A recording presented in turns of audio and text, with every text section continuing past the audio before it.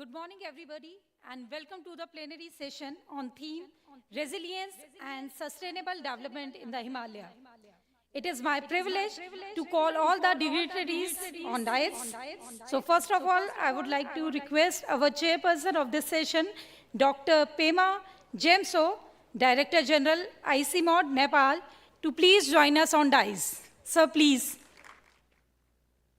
Audience, put your hands together to welcome our chairperson of this session.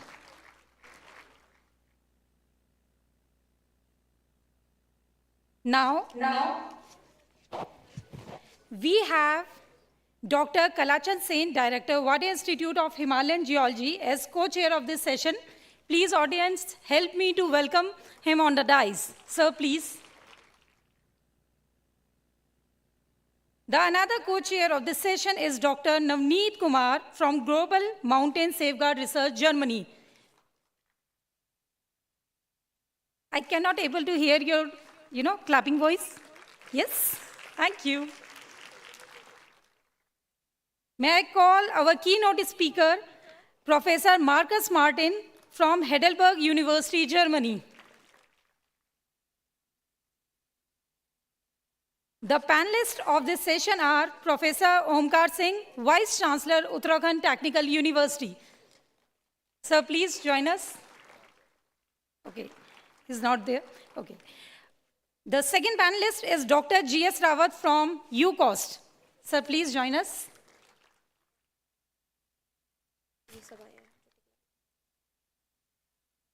I would also like to request Mr. Deepak Malik, DRM Specialist, World Bank, to join us on the dais. Sir, please, put your hands together, crowd.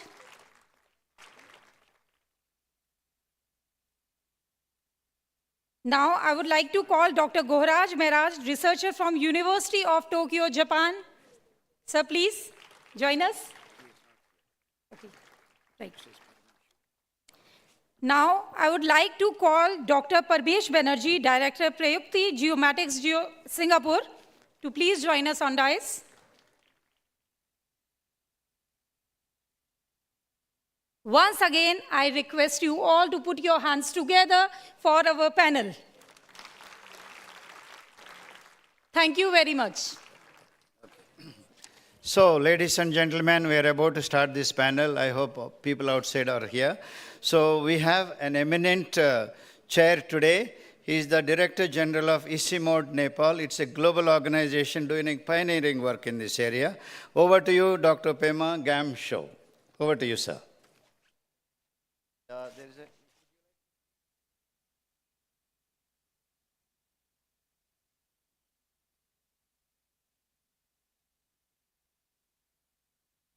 Thank you very much.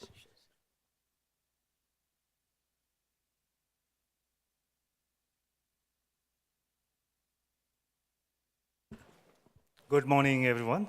Good morning.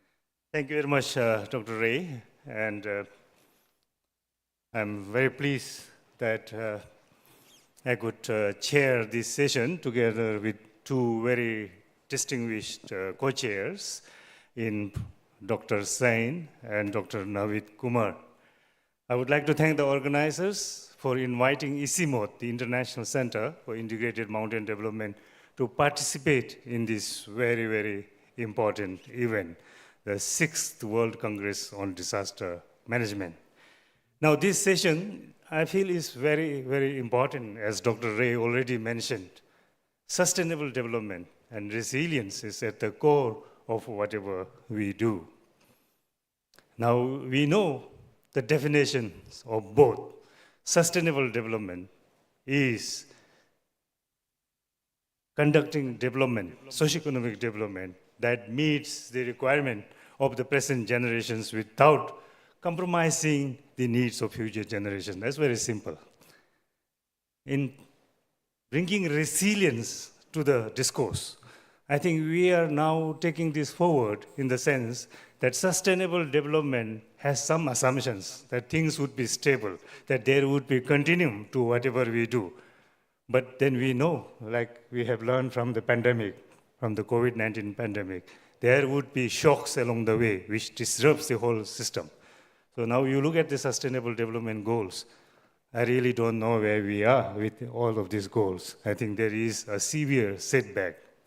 So when you bring in resilience, it is bringing in the dimension of building in the ability of individuals, households, families, communities, countries, nations to cope with shocks, to cope with the climate crisis, to cope with the pollution that we are facing, to cope with the biodiversity loss, all the crises that we are facing, to understand them, to withstand them, and to recover and adapt, to be able to better withstand. So I think these two elements are mutually reinforcing. Now we are going to be focusing on the Himalaya. I still remember the first mountain guru, actually a colleague from India, Professor Narpat Singh Jodha, who used to work at ISIMO when I was a very, very junior official in the working for the government of Bhutan. Now, Professor Jodha used to always say, mountains have 4 distinct specificities. And these specificities are marginality, socioeconomic marginality. So today we need to see whether mountains are still marginalized in terms of decision-making, in terms of socioeconomic development.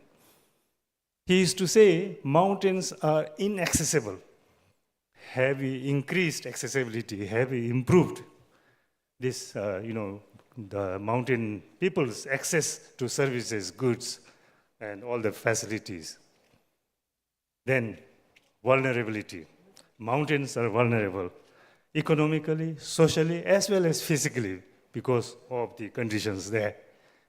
And finally, in terms of fragility, mountains are very fragile geologically. So I think if you look at these 4 specificities and see where we are, I think we'll have a good idea of where we are. The narratives now have to change. We have enhanced accessibility. Now we have roads everywhere. We have internet access. But have we exposed the mountains to more vulnerability, socially, economically, or physically? We have enhanced socioeconomic development, but did that really help? So I think these are the dimensions that we need to consider. Okay, so I would like to. So, yes, please. We'll call him. So may I invite the Honorable Member of Legislative Assembly, the Honorable Dr. Muna Singh Chauhan, to the podium, please.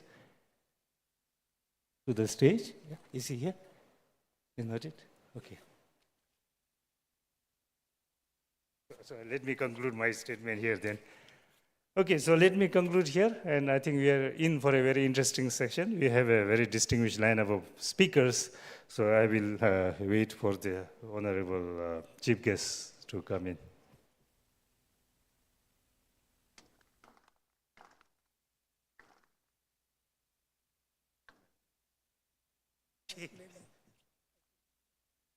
So let me ask the co-chair to say a few words now. I'm a little bit confused as to the, yeah, please.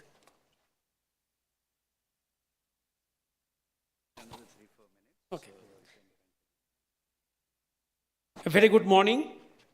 Once again, I welcome our chair of the session, co-chairs, panelists, distinguished delegates. And this is a very, very important session, as has been explained by our chair, that disaster resilience and sustainable growth or development. So I'll just touch upon that. Not only the Himalaya, if we look into our country itself, the plain, also we are experiencing hazards related to droughts and floods. Coastal regions, also we are experiencing some sort of cyclones, coastal erosions, time to time tsunamis, and the Himalaya. And this year we have experienced, in the beginning, Joshimot episode related to landsliding. Then July, August, we experienced excessive rainfall in Himachal Pradesh and parts of Uttarakhand, leading to landslides and flash floods. Then in October, November, we had in eastern part of Uttarakhand state earthquakes in the western part of Nepal. Then we got South Lonak partial glacial lake outburst flood in Assam.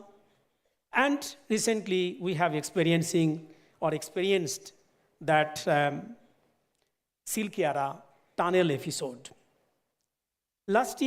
Before last year, whenever you go back, we see the Himalayan states are being affected by disaster, and Uttarakhand state in particular has been affected.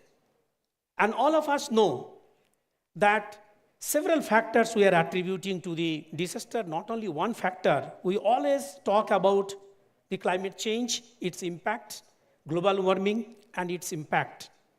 They are playing role, but besides that, there are several other phenomena we have to look into in integrated manner to understand the earthquake, to understand the landslide, to understand the glacial hazards, glacial lake outburst, flash floods, etc. So we have been experiencing the impact of the climate change. At one hand, we are seeing the impact of the anthropogenic activity. We are seeing that environmental degradation that has happened.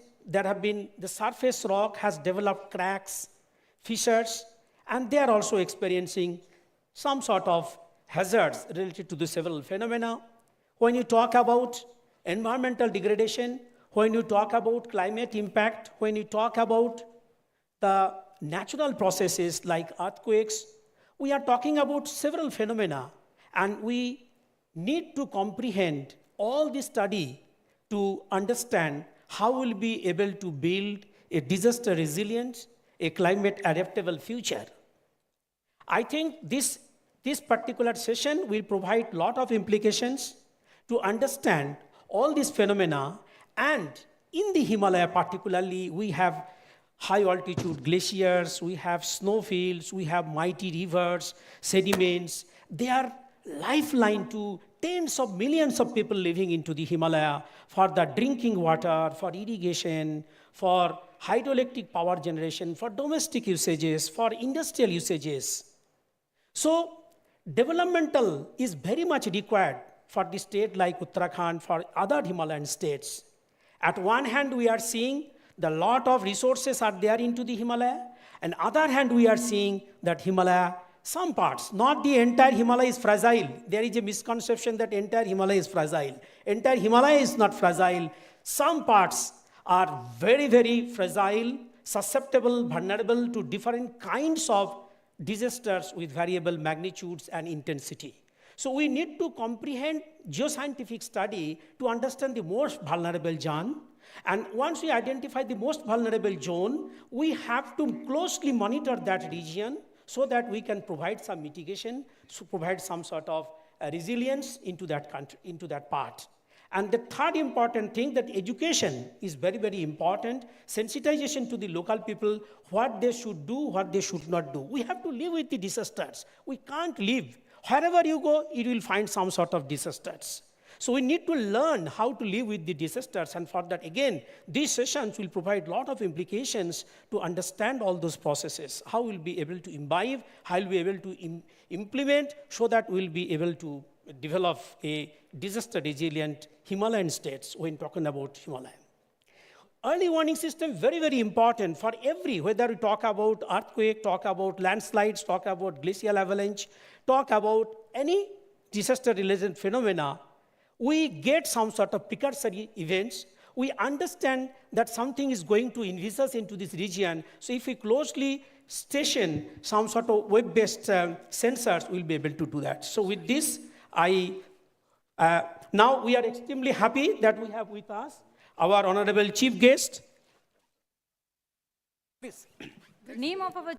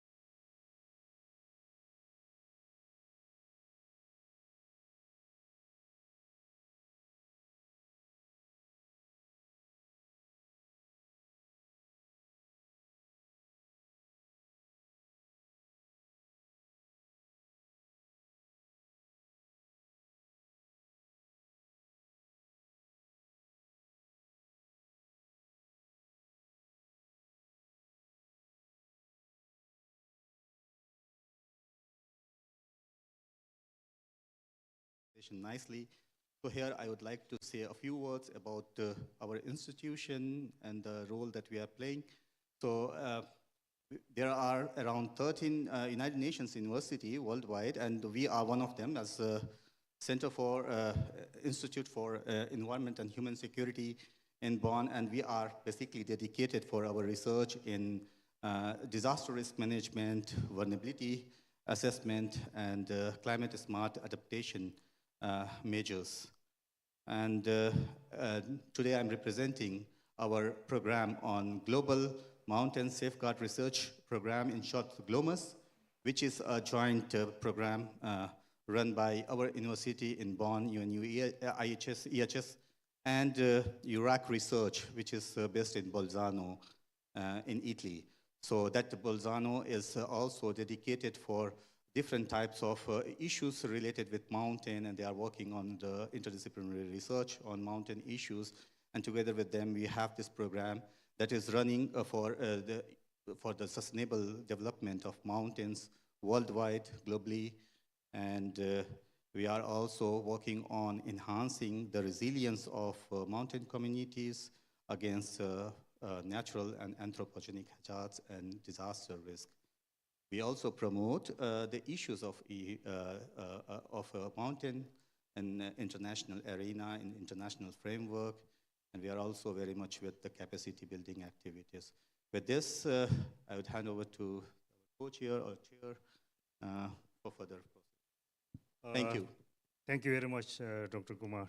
Now I have the distinguished honor of inviting Professor Marcus Martin Neusser from the university, from the Department of Geography, South Asia Institute, Heidelberg University, Germany. Professor Neusser, you have the floor, sir.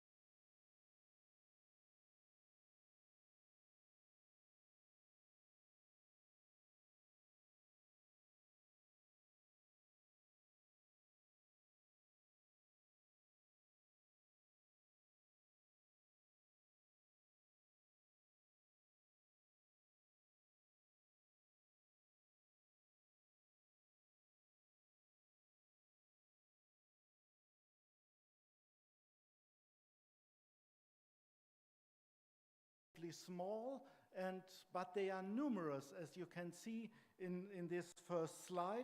and we have definitely in our team, we have done an inventory of all the glacial lakes and have seen how they have developed. Most of them have increased, as the case that I will present now.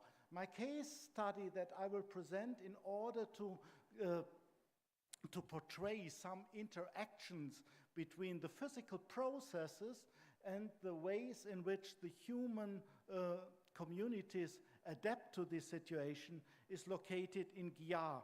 This village is located on the Leh-Manali highway, and it has some 700 people living there, and it is located at an altitude of 4,100 meters.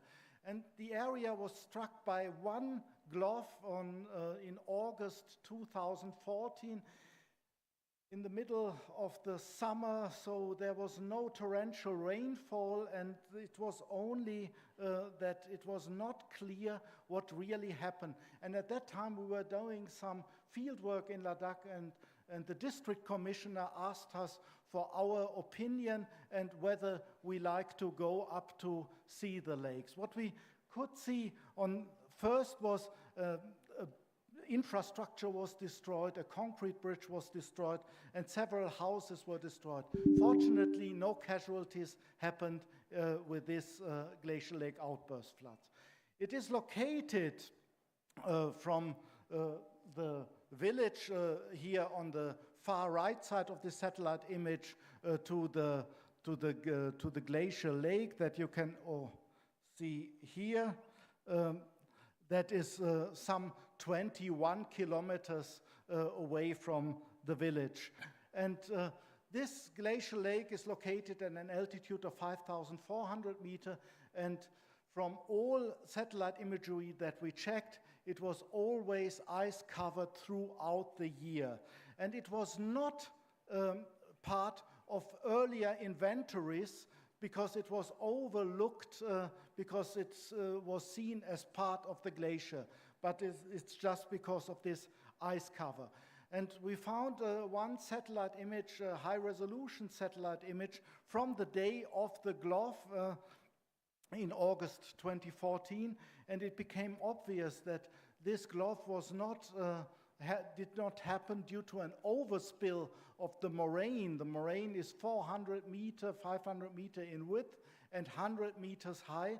It was a tunneling. It was a situation that the water from the lake was penetrating into the moraine, and at the foot of the moraine it came out, and this came together with a massive increase in lake area just before the glove, but there was no destruction of the terminal moraine. Instead, we were witness to something that can be called subsurface drainage or a piping process.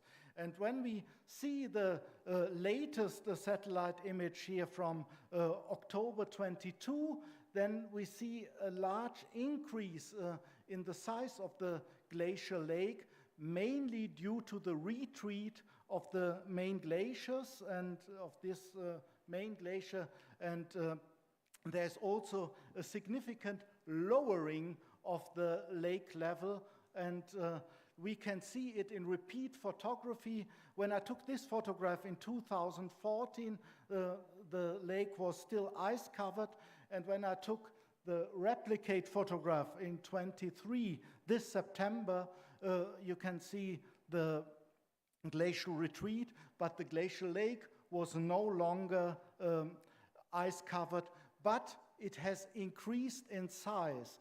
And we have also visited the lake in 2019, and there it is interesting to see that you see remnants of ice just 1 or 2 meters above the lake level, and when with the replicate from 23, you see a massive drop by 10 or 15 meters of the lake level that comes together with the glacial retreat and the increase of the lake. But as you can see on the left side, the slopes are very unstable, and due to permafrost thaw, some material will definitely fall into this lake. When we check the lake over time, it becomes obvious that there is a large increase in this lake level, and this is the situation of the Glof in 2014, and we could also detect from older satellite imagery that there were some fluctuations of the lake level in earlier times, and that was confirmed indirectly by the local population, by villagers in Gowhar town, who reported that some 30 years ago there was a small flood without rain that damaged some fields, and this small flood without rains that might be the same case as in 2014, that the moraine, that the ice-cored moraine was thawing, and that there was a piping process, and this may reoccur more often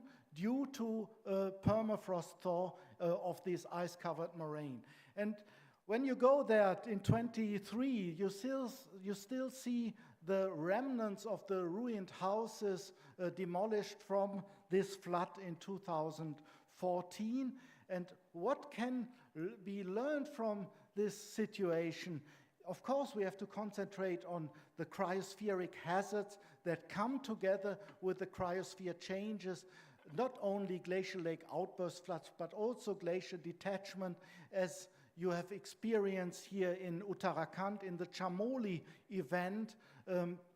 But we also have to think about how are the interactions with the adaptation strategies and with the governance structures.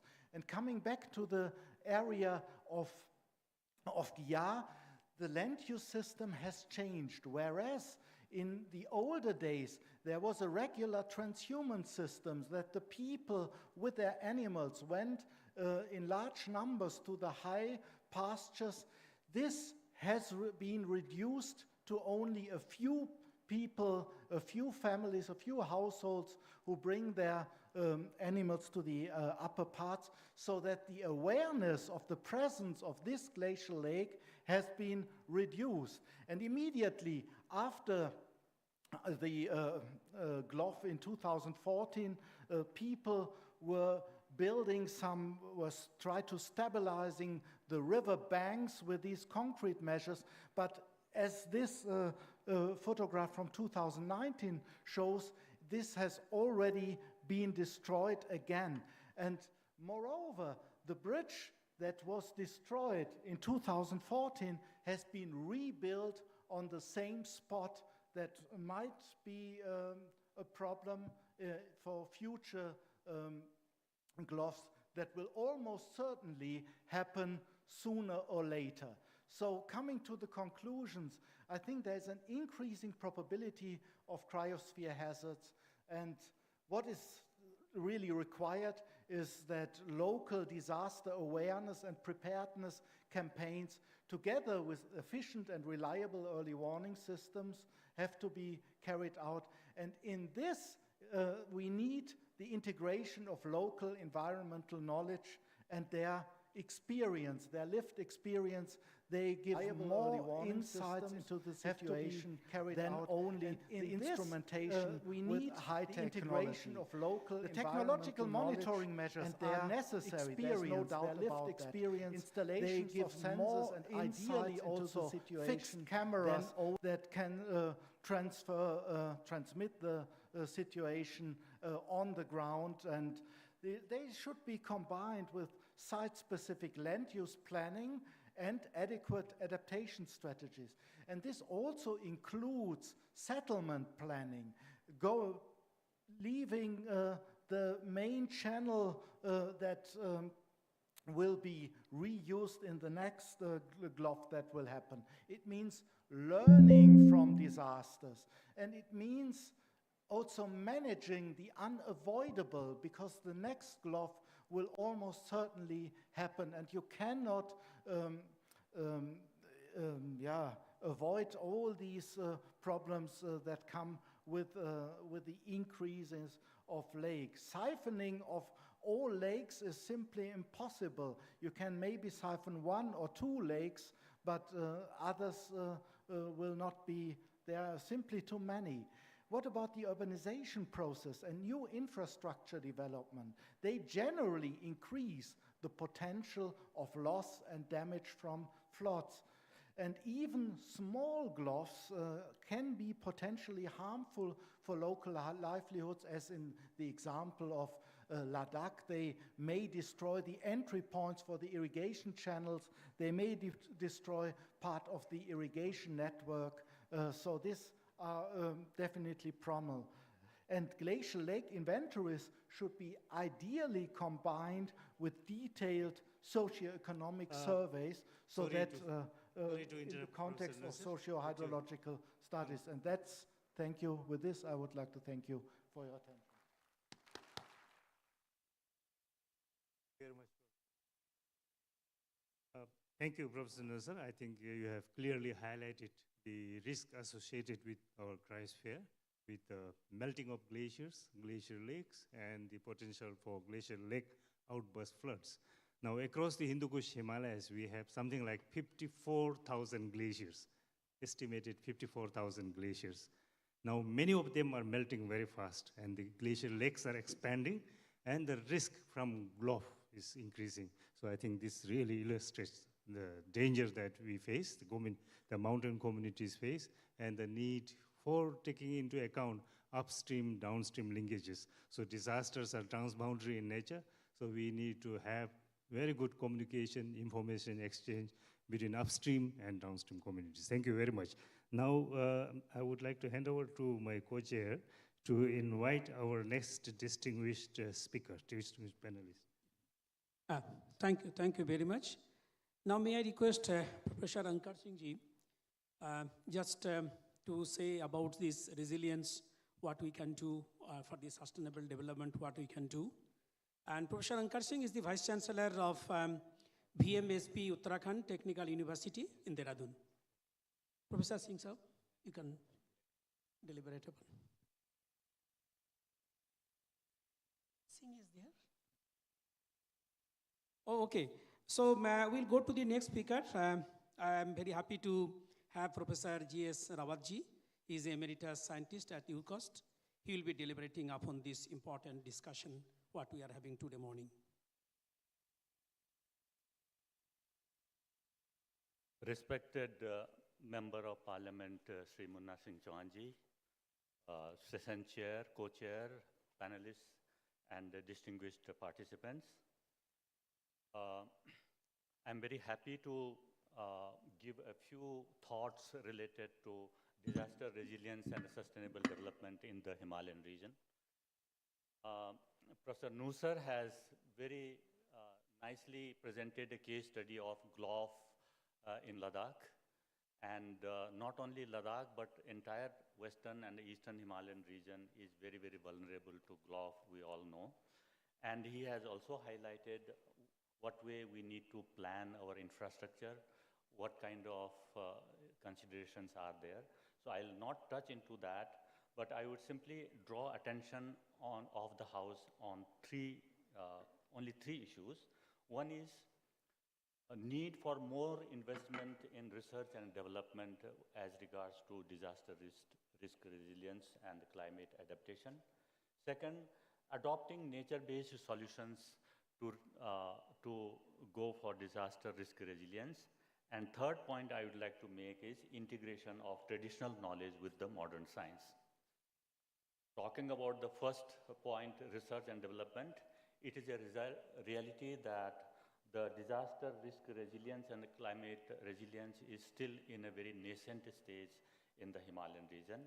Despite several programs and long-term projects, local communities, especially the mountain farmers and herders in the remote areas, are still very vulnerable to extreme weather events like flash floods or the hailstorms or the drought or sometimes flash floods and cloudbursts and so on. And our ability to foresee such events despite the modern tools and the technologies, like we are talking about artificial intelligence, machine learning, and so many tools and technologies, our ability to predict simple things like cloudbursts is very limited. And this throws a big challenge, even though there are broad patterns based on research. Of course, Government of India and Uttarakhand government and all state governments in the Himalayan region have established their disaster mitigation cells and the climate change cells in the states. But I see, a lot needs to be done in terms of involving the citizen science and the local communities in collecting long-term data. In fact, the number of weather stations in the Himalayan region is still below the desired level. There are, in many areas, there are definite gaps in the climate stations, and we do not have long-term data so that we can model, predict such events. So such things, I would like to say that when we come to, establishing center of excellence in the climate research or the disaster resilience, of course, government of Uttarakhand is very much, it has recommended, as indicated by Honorable Chief Minister during the inaugural session. He has indicated establishment of such a center of excellence for the Himalayan region in the state of Uttarakhand. That such a center would certainly need a very, very integrated approach, and also it will require expertise from all over the world so that we fast forward the disaster mitigation and early warning systems have to be developed. So that is one important point I would like to make. Now, second point I would like to highlight is the need for nature-based solutions to climate resilience. All over the world, different international and national agencies have time and again stressed the need for emphasizing the role of nature-based solutions, not only for biodiversity conservation, also for climate change mitigation and adaptation. And as our session chair in the beginning said that, the adaptation to change, not only for restoring the natural ecosystems, but also meeting the needs for present as well as future generations will be very, very important. We know that Himalayan ecosystems are degrading very, very rapidly. I remember one famous astronaut a few years ago. He had traveled across the Himalaya from the space. He says that over 30-40 years, the Himalayan region has become more dusty, smoky, and a lot of aerosol has deposited. As a result, it is bound to have faster glacial melt as well as a lot of disasters. So what are we going to do to, restore such ecosystems? And we know that restoring these ecosystems as well as avoiding desertification, avoiding forest fires, and also and also going for green economy, green roads and green infrastructure, green industries are the part of nature-based solutions. We need to think very hard on those issues, and we need to involve local communities in implementing these plans which are based on nature-based solutions. And lastly, I would like to underline the need for integrating traditional wisdom and capacity of rural mountain communities with the modern science for disaster risk resilience and climate resilience. Dr. Mark Nusser also had also pointed out that local knowledge and their ability to cope up with such things is very, very important. Quite often we assume, I'll just take 2 minutes. Quite often we assume that local people do not know much, and it is we, city-bound people who have studied a lot of theory related to disaster and so on, we will be able to teach the local communities how to mitigate and how to adapt for the coping with the disasters. But we know there are hundreds of examples in the Himalayan region where the local knowledge, local communities, wisdom, and the age-old wisdoms have come in the rescue of such disasters. If you take for example, flood areas or the glacial areas or hailstorm areas, But of course, with the modern tools and the technology, if we integrate the local knowledge as well as the modern science, we can do faster resilience recovery, as well as we can possibly learn from the local people. And lastly, I would say that in all these areas I have spoken here, innovation, collaboration, and communication, three things which are the pillars of this present Congress, they will become handy in every case. And with this, I will stop here and thank the chair for giving me this opportunity. Thank you all. Thank you, Professor Rawat, for giving a nice overview on this aspect. Now, may I request Dr. Deepak Malik ji, our DRM specialist, World Bank representative.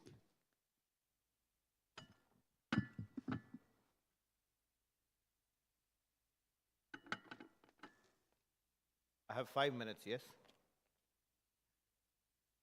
Distinguished guest, Dr. Chauhan, Dr. Prema, Dr. Singh, Dr. Kumar, all the panelists, ladies and gentlemen, very good morning to all of you. I'm privileged to be here to be able to speak on sustainable development and resilience in Himalayas. As representing the World Bank, I think the first and foremost thing for all of us, whether in India or in other institutions, we all work for the development. We are here to eliminate poverty and boost prosperity in a livable world. And that is, when we talk about livable world, we are talking about resilience. We are talking about ensuring that we ensure that zero carbon, net carbon becomes a reality one day. But before I go into details, I think I would first like to congratulate Government of India, Government of Uttarakhand and other states in the way we have started managing disasters. In last 20 years, we have seen a big transition from the time when we started looking at the disasters. And I remember that we have now NDMA, we have now National Institute of Disaster Management, we have the SDMAs also now, and we have Institute of Disaster Management, one is national, and then now the regionals are coming up. We are also going to see a very big one, Himalayan Institute of Disaster Management very soon, about which our Honorable Chief Minister also talked about. NDRF, SDRFs, and there is a lot more to talk about what we have seen in the last 2 or 3 decades in terms of disaster management. And there is a clear visible result out of it, which we have seen. There was a super cyclone in Odisha in 1990s, and the level of casualties at that time, and recently when cyclone happened in Odisha, the stark difference between the number of casualties which have happened, we can proudly say that we have come a long way, and we now see much lesser casualties than before. So bravo to all of us. But having said that, I would like to say that yes, we have still a long way to go, and there are few good pilots which in India we have done and which requires replication and also put to use. For example, there is a recent state disaster rescue force training campus which has come up in Uttarakhand, and there is a big possibility for use of that institution for trainings all across. Then there are examples like mathematical flood warning models which was developed in Bihar. So yes, I think such examples, such pilots require replication. And there are areas which still require some more work. For example, what Dr. Rawat was talking about, the meteorological network, which is yet to be expanded, which is not yet providing the required location-based information which is required for early warning for, and also there is a lot of work which requires an early warning dissemination. And also I think there is a big scope for working on making the key infrastructure seismic proof. And for example, if we look at our infrastructure, whether it is, thank you so much, whether it is in Uttarakhand or any other places in seismic regions, I think we are yet to understand how safe we are, how bad or how good we are in. And in Uttarakhand, we had the opportunity to work with the government of Uttarakhand, where I think this is a very good example where they have an inventory of 18,000 buildings for which DVA and RVA were done, and they know where they stand in terms of their key infrastructure. Similarly, I think there is still a big need for working on risk finances systems. With that, I would like to conclude that yes, sustainable development cannot be achieved without resilience, and we stand along with the Government of India and Government of Uttarakhand to work towards it. Thank you so much. Thank you, Malik ji, for deliberating upon what we have done to reduce the disaster and what are the challenges ahead and how we'll be able to do that. So now next go to Dr. Gowhar Meraj. He is the JSPS postdoctoral fellow from University of Japan. And yeah, he's there right now.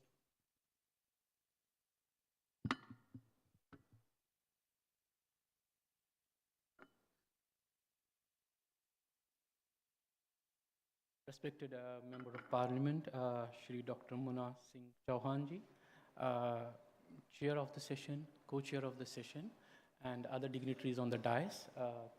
Thank you very much, and good morning to all of you. Basically, I'm an Indian, proud Indian. Before moving to Japan, I was working as a scientist here. So I thought it is better to just set a forum here to share my experiences as a researcher being in India and a researcher being in Japan.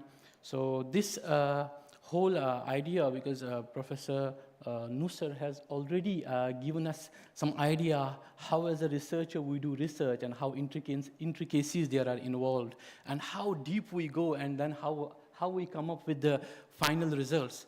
So I will be just giving you an idea what we have done so far when I was here and still I'm doing there, and what are some gaps we can fill in, and in which government of our worthy government has to help us a lot, and so that because resilience and adaptability is the final. Our research is only valuable when it is being implemented at the ground. That is the most important part. We do any research, but if it is not implemented and the common people are not being helped by it, our research, then I think the research is not serving its purpose. So this is the problem we are facing right now in Himalayas. We saw the GLOF, we saw the in Shimla landslides. I am showing here a picture of the Delhi floods because I have a story for it next in some slides. So briefly, I will be discussing my own experiences in working in this field, and now what I have seen in my lab, and then what are the summary and how we can use the ecosystem services for helping us to solve the disasters.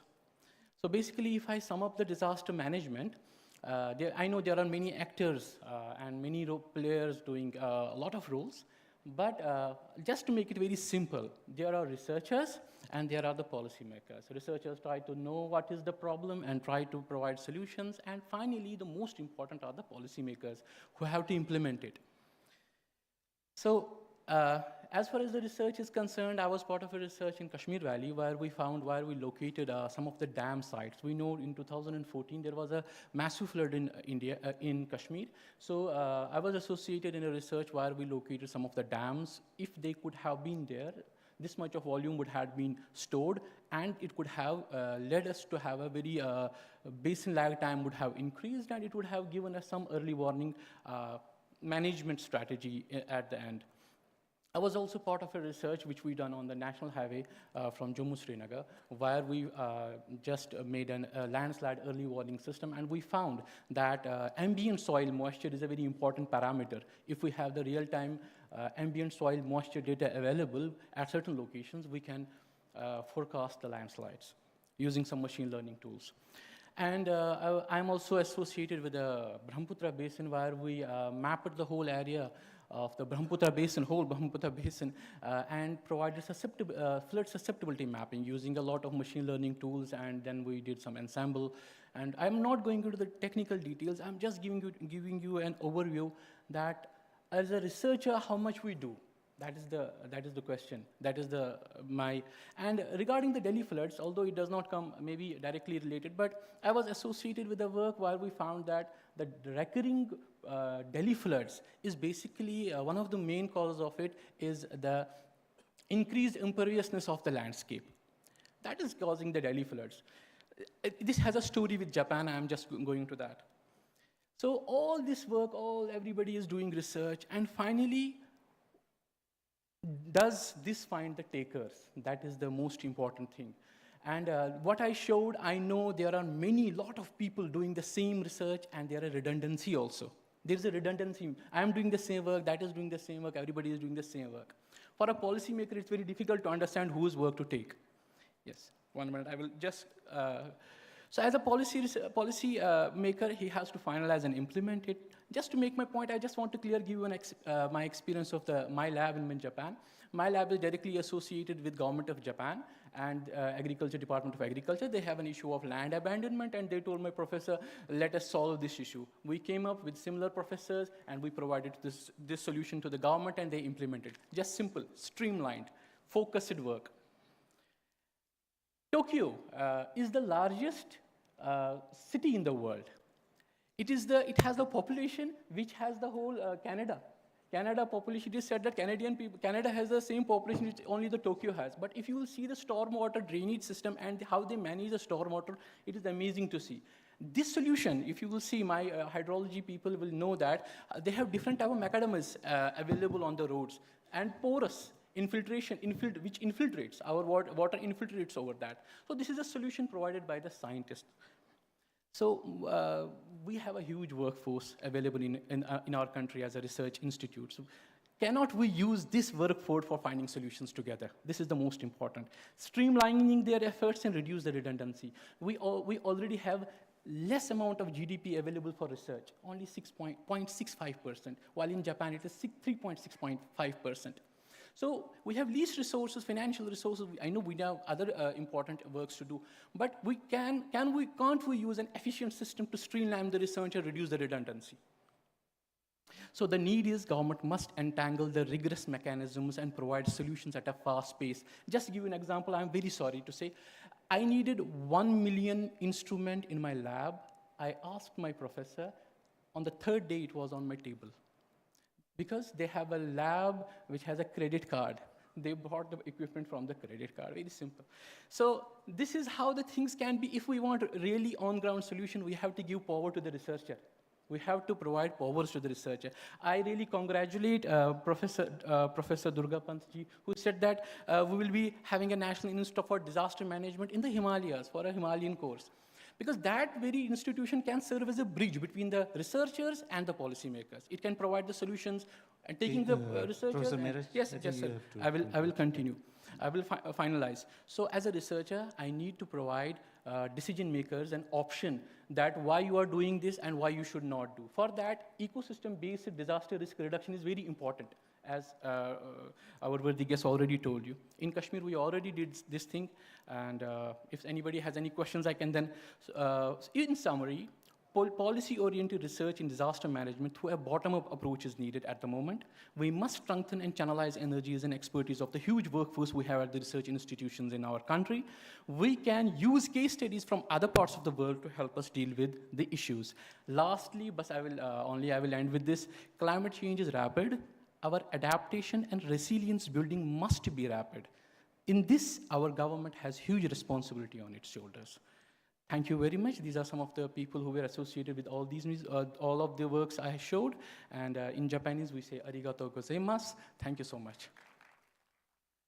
Thank you very much, Dr. Meraj. I think you have given a very interesting perspective on the need for focused research and the importance of research in decision-making and implementation. Now, I would like to invite Professor Ashish Pandey, the Head of Department of Water Resources Development and Management, IIT Roorkee. Is Professor Pandey here? No.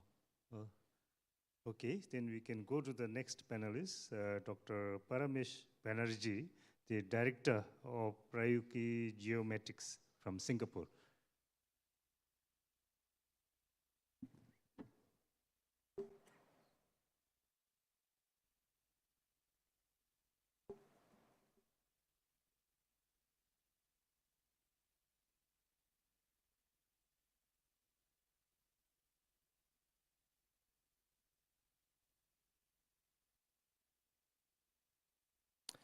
Thank you very much, ladies and gentlemen, and the panelists, the guests, particularly Mr. Chauhan. I am really glad to see a political leader taking so much interest in disaster management. And last day I heard his talk in Wadi Institute. Is quite knowledgeable. So this is encouraging to the scientific community. I'll come right to the point because we are not having much time now. I actually belong to Dehradun. And when I started my career as a scientist at Wadi Institute of Himalayan Geology, the first thing I realized is we don't have data. I am a geophysicist. We are working on earthquake and the formation of Himalaya, tectonics, everything. So then we started generating data. But that was on an individual basis, funded by Department of Science and Technology. And after that, I went to different other places, other universities, and set up scientific infrastructure in different countries, which leads to disaster management in earthquakes. So I'm a hardcore experimental people, instrumentation person. So I'll come directly to the point.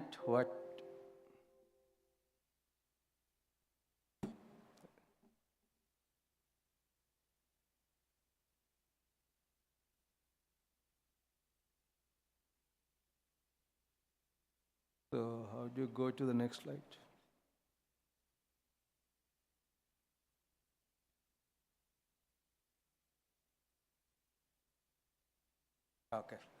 Okay, so the Himalaya is facing with two types of disaster originated from tectonics, which leads to earthquake, and another is global warming. And landslide is actually a mix of both. So out of this tectonics, we cannot control. It will keep on happening. We can only manage it, mitigate the effects. Global warming is, in a sense, is inevitable. It is a cycle. It keeps on working.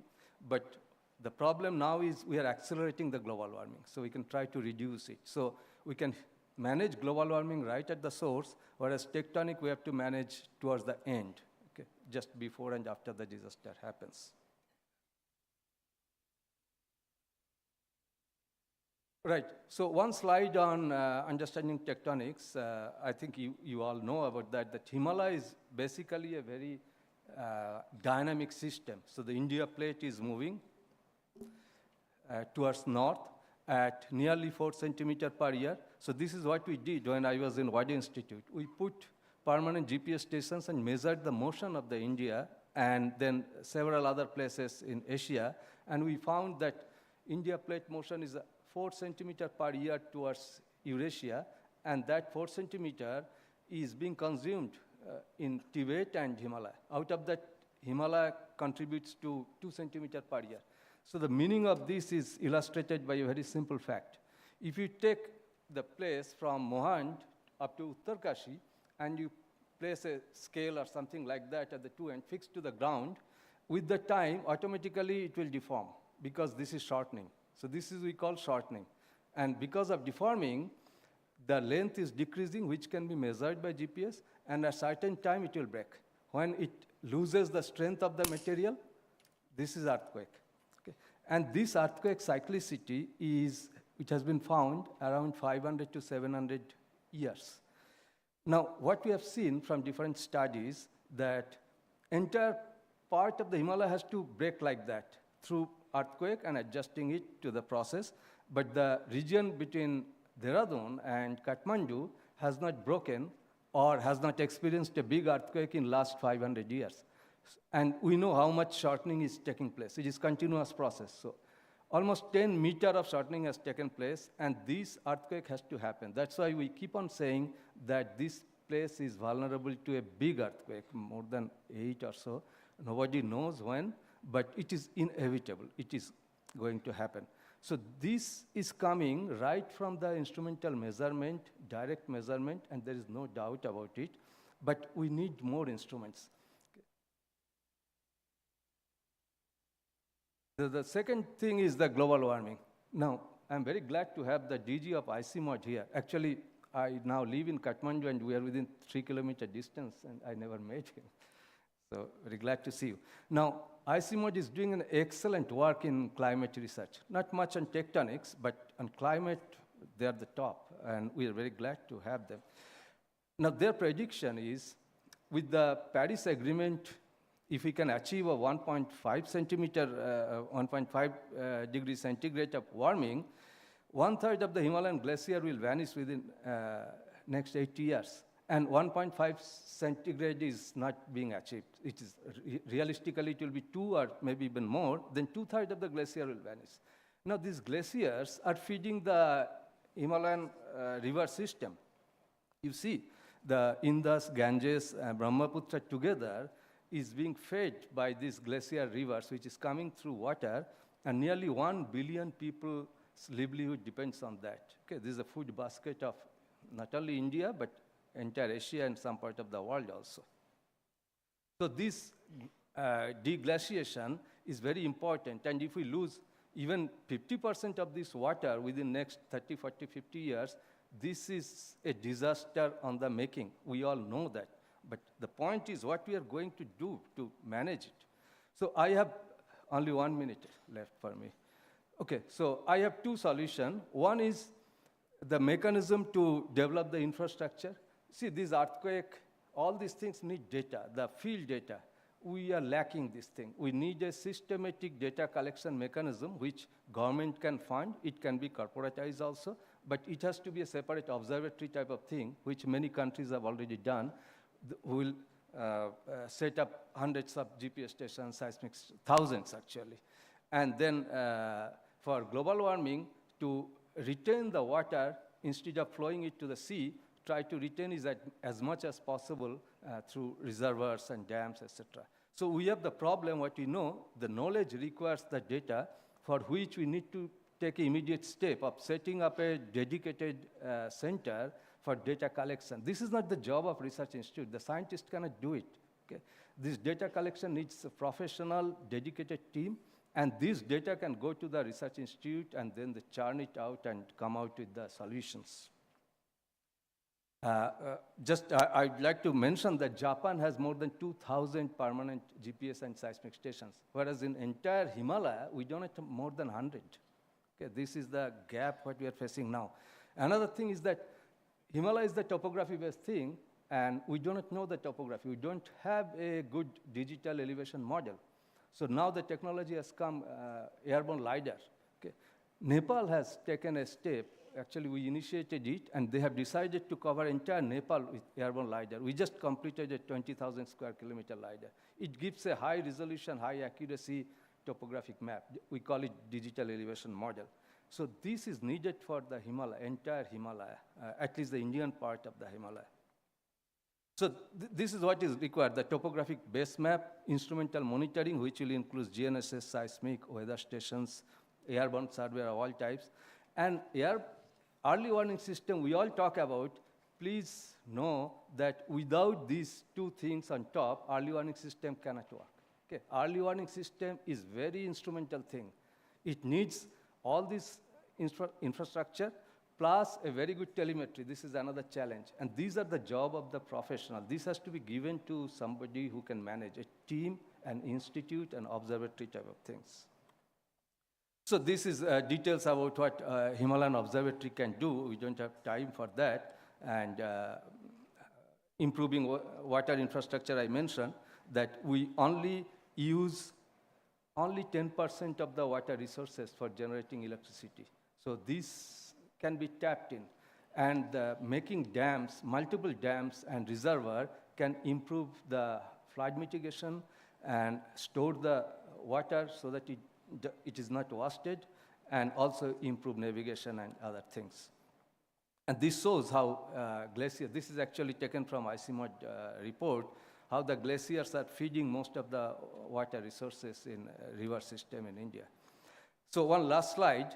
This shows a correlation between the GDP of a country and the loss from the hazard. This I made for earthquake only, but this can be for everything.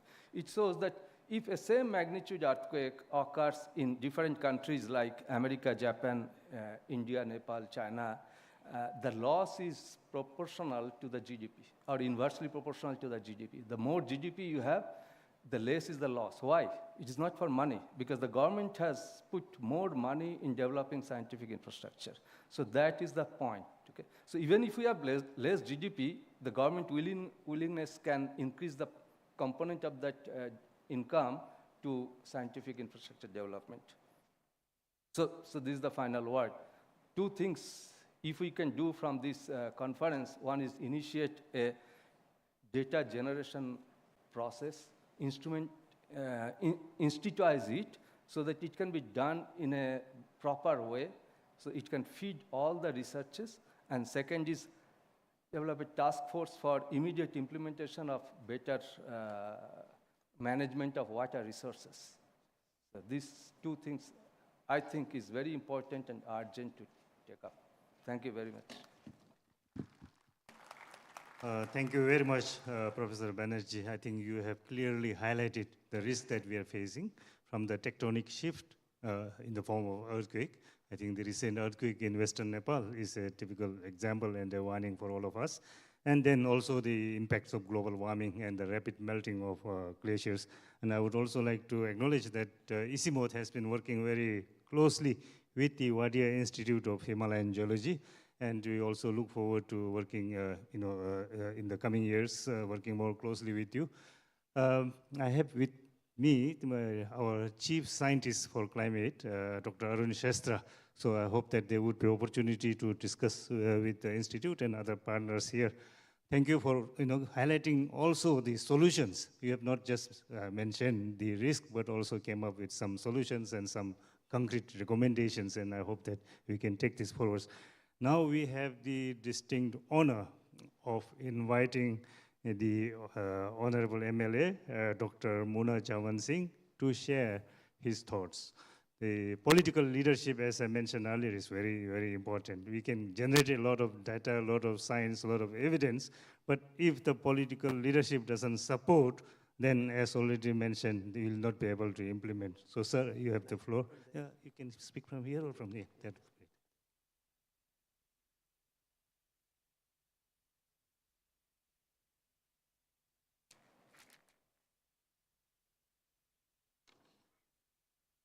Good morning to you all. On the dais, Chair Dr. Phema Gwatso, Dr. Navneet, Dr. Maracos, Dr. Banerjee, Dr. Gowhar Meraj, Dr. Deepak, Dr. Singh, Dr. Rawat, distinguished scientists, geologists, researchers, and officers in uniform, those who respond to the disaster mitigation, rescue, rehabilitation at the first call on ground zero, and my dear students.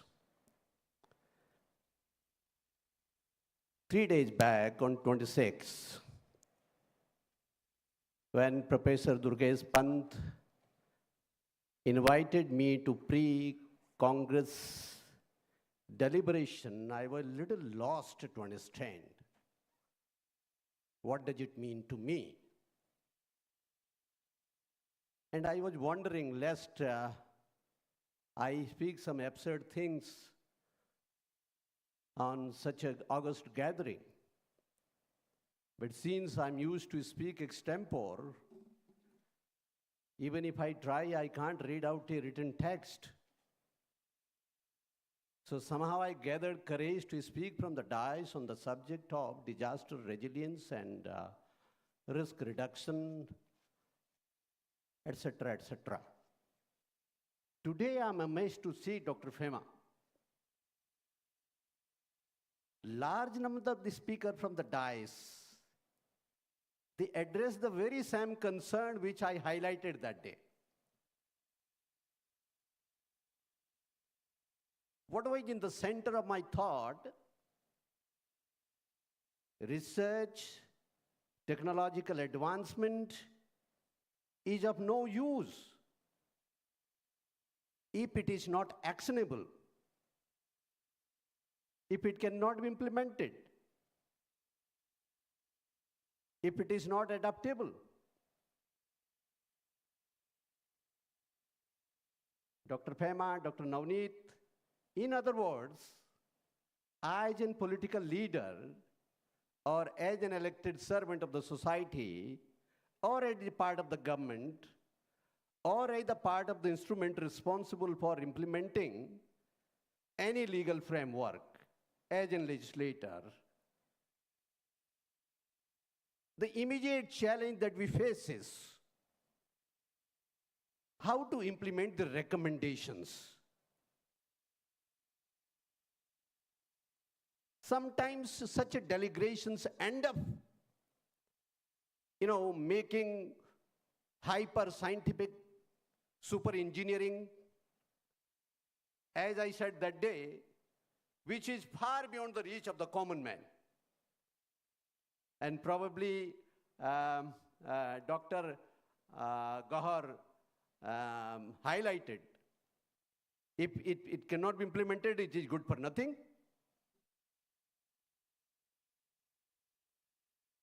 But I'm happy to note that large number of these distinguished experts are thinking on the similar line. Recently, at the G20 leaders meet in Delhi, it achieved many milestones. It unanimously evolved a 83 paragraph resolution, and disaster resilience and disaster risk reduction has clearly been mentioned at para number 46. Not only this, the G20,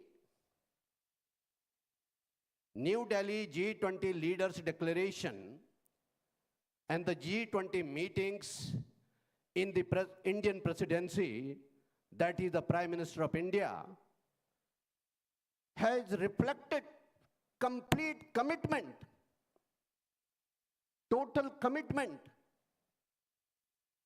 for accelerating the complete implementation of Sendai Declaration on DRR. When we talk of accelerating the implementation of Sendai framework on DRR, that means this needs to be correlated, collaborated. That is why at the global level, CDRI has come up and multilateral approaches and close collaboration among the world community, global governments are required. Secondly, when I was speaking to my friend, Professor Durgesh, what has been most, compelling, you might not have seen a politician of my kind, who is such a useless politician, who is not prepared to leave the dais. Otherwise, the politicians are normally in tearing hurry to go off. But I'm such a useless person that I remained stick to the dice for such a long time. Reason, for simple reason, see, when we talk of the sustainable development, sustainable development cannot be thought of without the infusion of technology, modern science, and traditional knowledge. The indigenous knowledge. Marcos, Dr. Marcos, probably I commented the same way that day or two. I'm not averse to using the modern technology, the modern scientific knowledge. But to write off the traditional knowledge, to write off the indigenous knowledge, will also leads to disastrous consequences.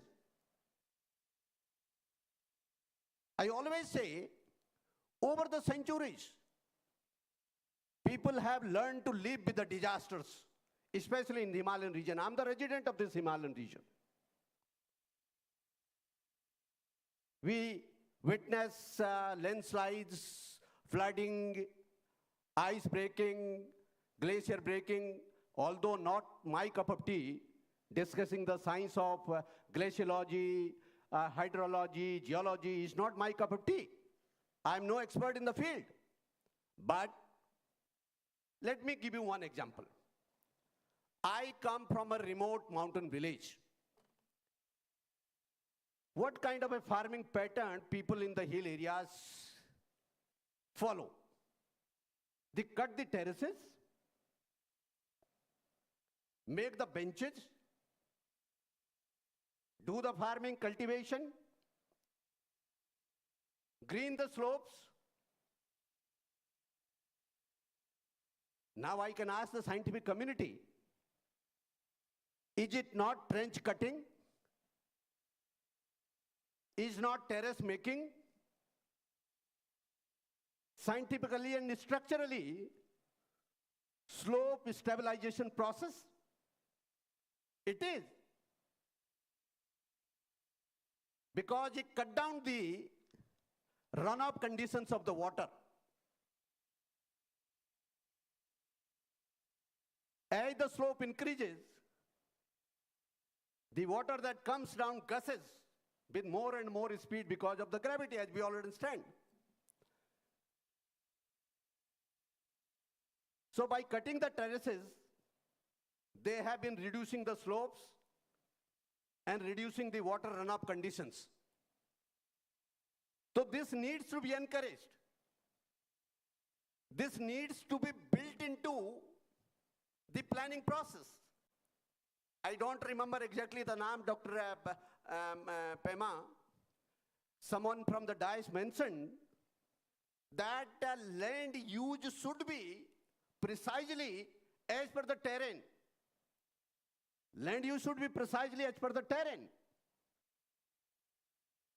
Therefore, because the core to today that in fact attracted me, that allured me to come and sit here for a longer time was the sustainable development. Sometimes what happens is, people talk lopsided. They'll either talk of the environment protection, completely ignoring the livelihood of the people, or they talk of the material development, completely ignoring the environment, geology, and hydrology, and risk of disaster. I believe both are not practically possible. We are the native of the Himalaya. We have to live here. We can't run away. We cannot migrate altogether. So best way is to live with it. How to live with it is a matter of concern for all of you. Therefore, I think the time has come. Even we talk about the IHR, Indian Himalayan region, and so is the case with the rest part of the world.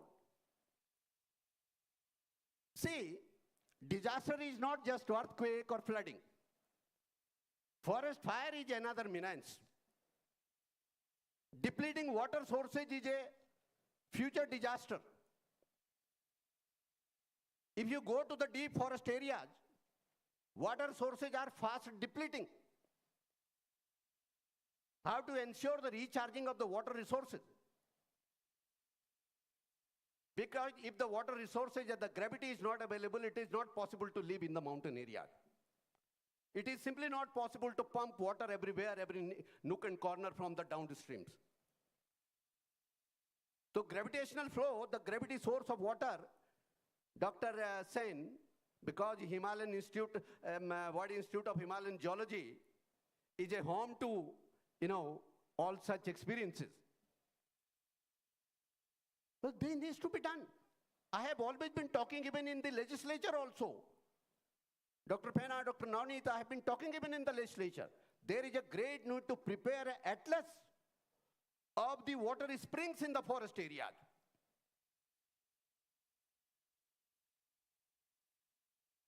Water rushes down into the streams.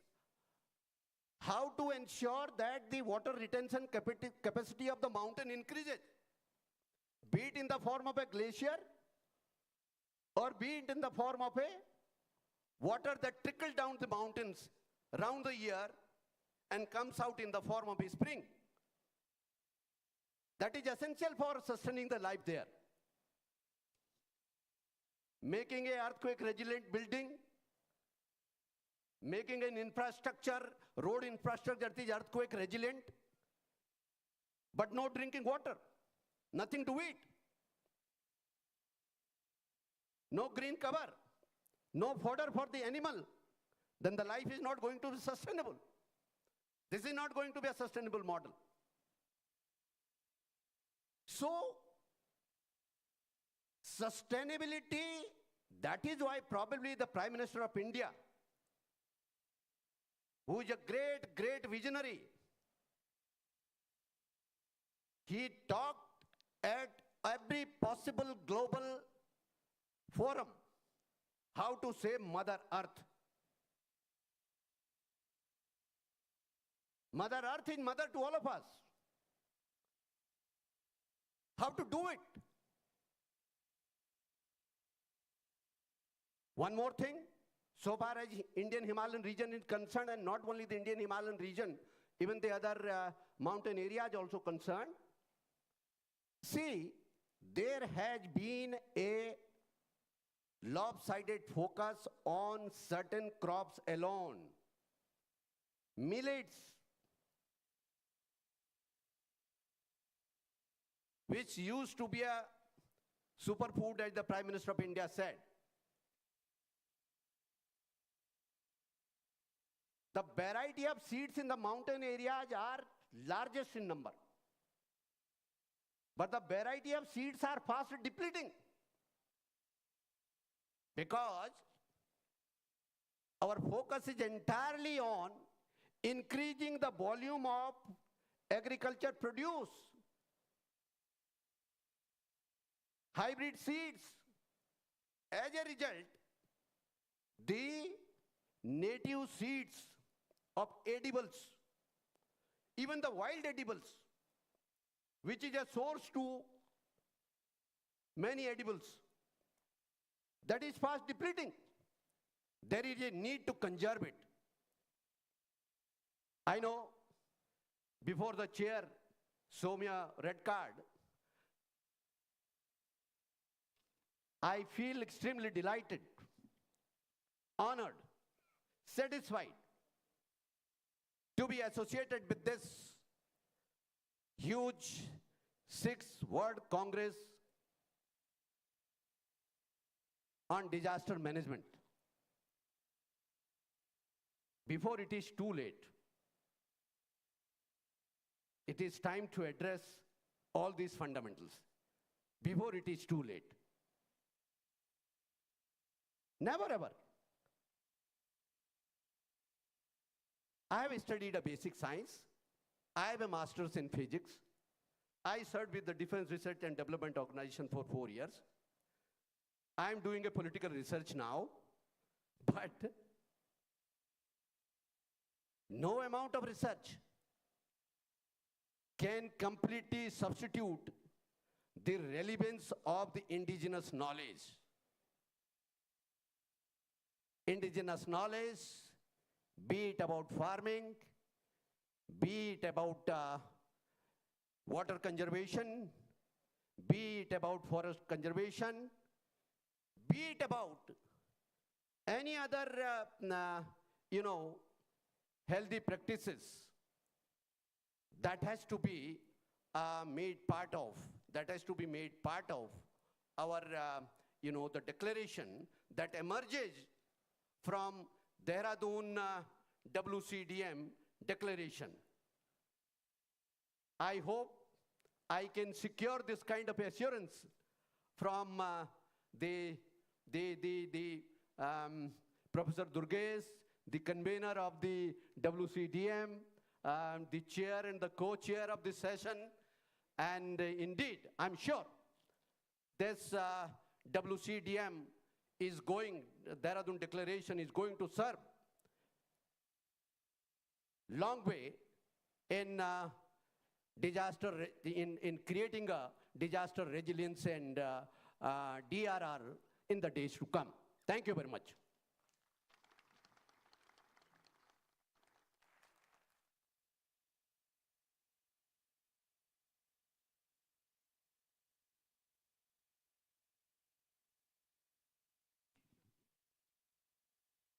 I just want to thank you very much. I think that was truly inspiring. And I just want to say there is hope. There's hope for all of us, all the mountain communities, mountain states and mountain countries, when we have politicians like the Honorable MLA here. So he deserves a big, big clap. I think he didn't talk as a politician. I think he shared his wisdom with us. No, he spoke like a scientist turned into a politician, which is what we need. We need to now have politicians talking science so that we can deliver. Yes. So as a scientist turned politician, so I was correct. So that is, thank you very much, sir. That was truly powerful. And I will not be able to capture all that you have said, but you have touched on everything. And I think the commitment to the Sendai framework on disaster risk reduction itself is a huge thing. And from ICIMOD, the International Center for Integrated Mountain Development, we are committed to support the state as well as the government of India in anything that we can do to support the recommendations from this conference. Thank you very much, sir.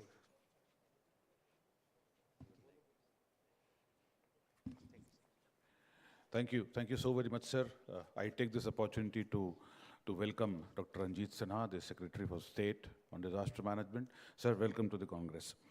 Now I would like to request Professor Durgesh Pant to kindly take away from here, and distribution of a memento and shawl. I would like to request Honorable Secretary of the State to kindly grace the dais for this. And sir rightly said that we need to strike a balance between technology and economy. Sir.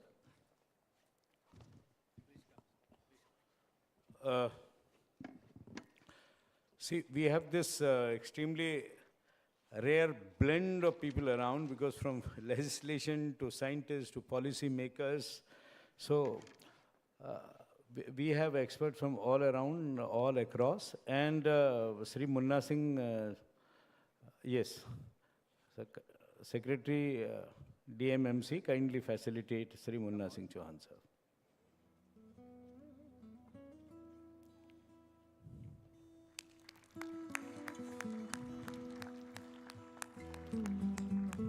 And also to the chair, please bring it fast. Dr. Pema. Yes. Thank you, Dr. Pema, for chairing the session, and ICIMOD is doing wonders, especially in this. And co-chair, Dr. Navneet Kumar.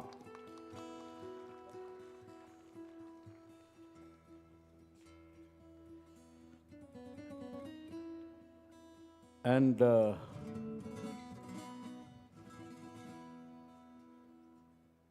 Dr. Kalachan Sen, the co-chair. Please make it fast.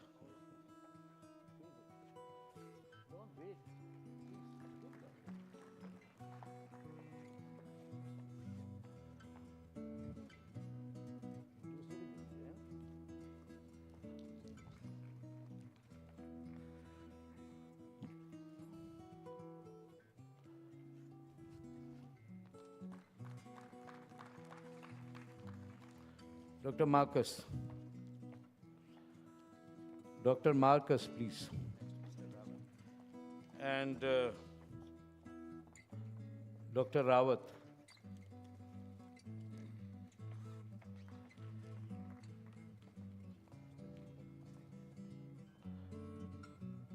Then we have from the World Bank, Dr. Malik.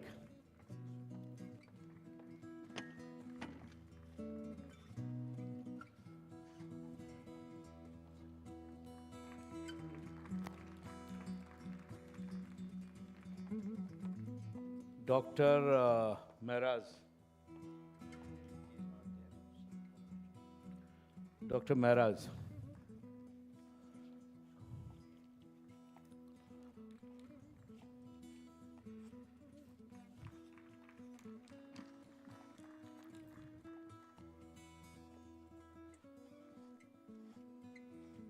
And Dr. Banerjee, please. Dr. Banerjee.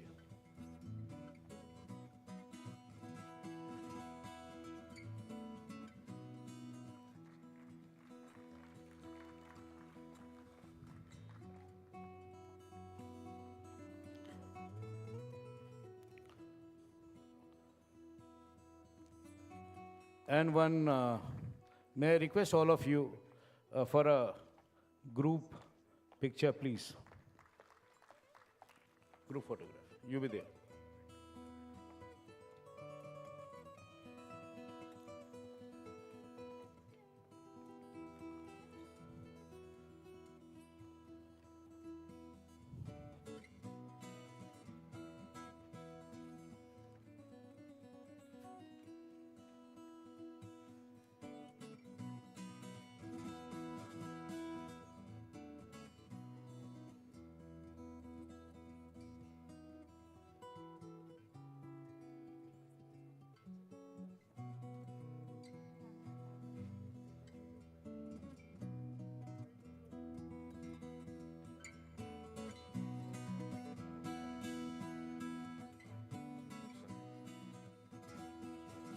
See, Chauhan Sahab, we have been talking about economy, ecology, technology, sustainability, accountability, and from the whole world, I mean, all the experts are around. So we are extending a warm invitation to all the delegates for a gala dinner tonight, and this is from our Chief Minister's office side. So Honorable Chief Minister will be there. So you all are invited at 7 o'clock this evening. So it is from this side, right? Thank you very much, sir. Thank you. A big thank you to you all. We are starting. And I would like to thank all the delegates, all the experts, all of you, and especially Shri Munna Singh Chauhan, our chair, co-chair, all our panelists. Thank you, and a big thank you to you all for making this panel a huge, huge success. Thank you. It is indigenous. Blend-based. Thank you so very much. So our next plenary starts now, and 15 minutes from now. 10 minutes break for the tea. And then this plenary is on capacity building, local to global. And the chair, Professor Surekha Dangwal, Vice Chancellor, Doon University. Professor Anil K. Gupta. Co-chair, Dr. Subrat Sharma from Ladakh. Co-chair, Mr. O.P. Singh, former DG NDRF. Keynote, Ms. Barbara. Panelist, Dr. Iftikhar K. Ahmed. Mr. Esmain Torres. Dr. Sanjay Srivastava. And Dr. Akhilesh Sojan. And Brigadier Upendra Pal Singh. So the next session starts in 10 minutes from now. Thank you.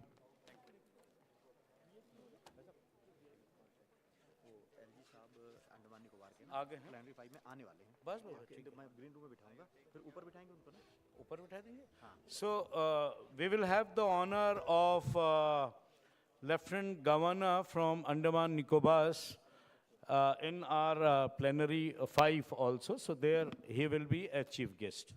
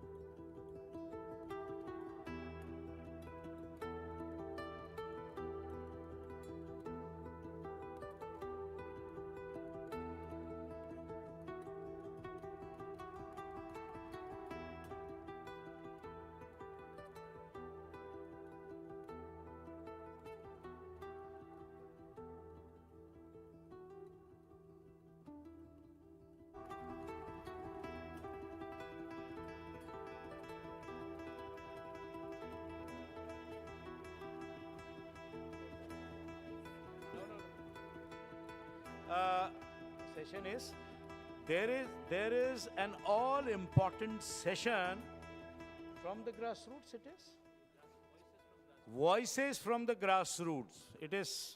It's an important session. Voices from the grassroots and people and communities from all around. And post lunch it is at the same venue. So 2:30 it is. 2:30 it will start.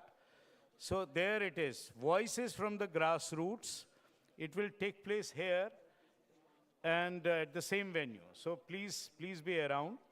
And Honorable Chief Minister will be around. He will be here for the dinner, for the gala dinner. So all are requested to be here at 7 o'clock. All media persons, welcome to the WCDM. And looking forward to an active participation from your side, because tomorrow we are coming up with this Dehradun declaration.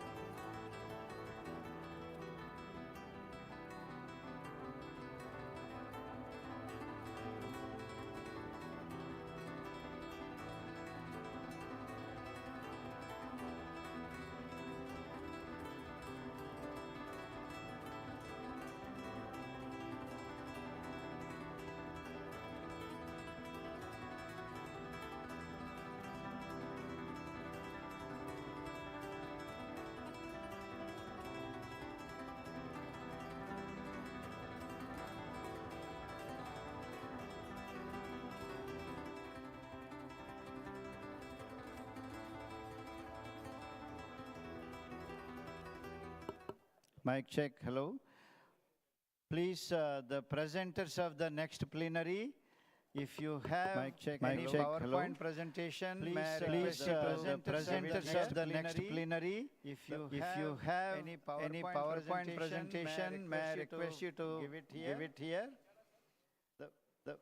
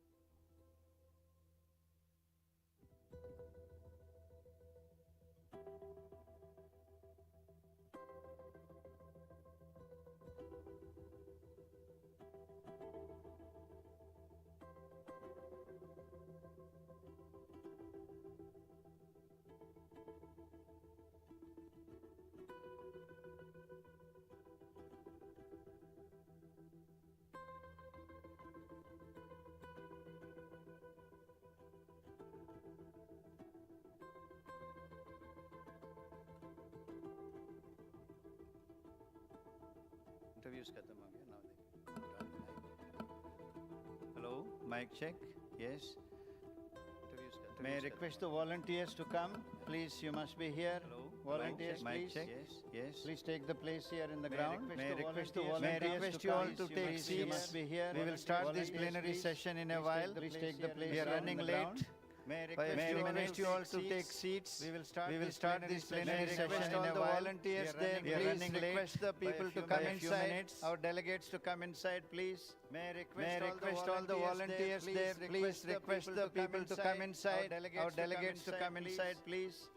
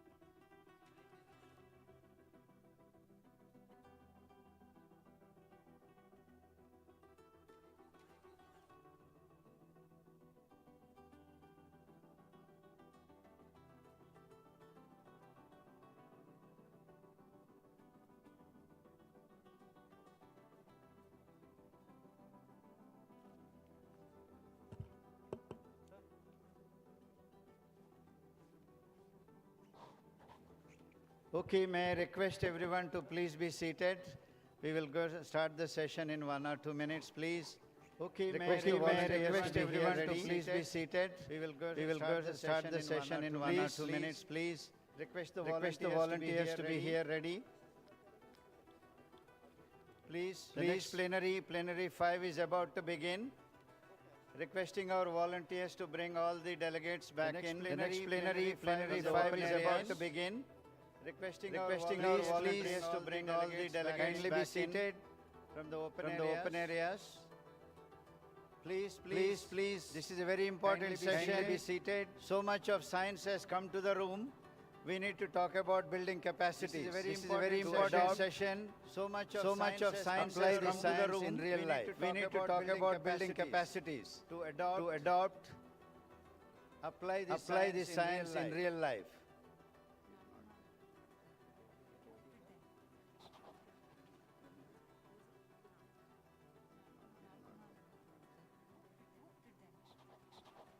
Please, would you mind taking the chairs? May I request you?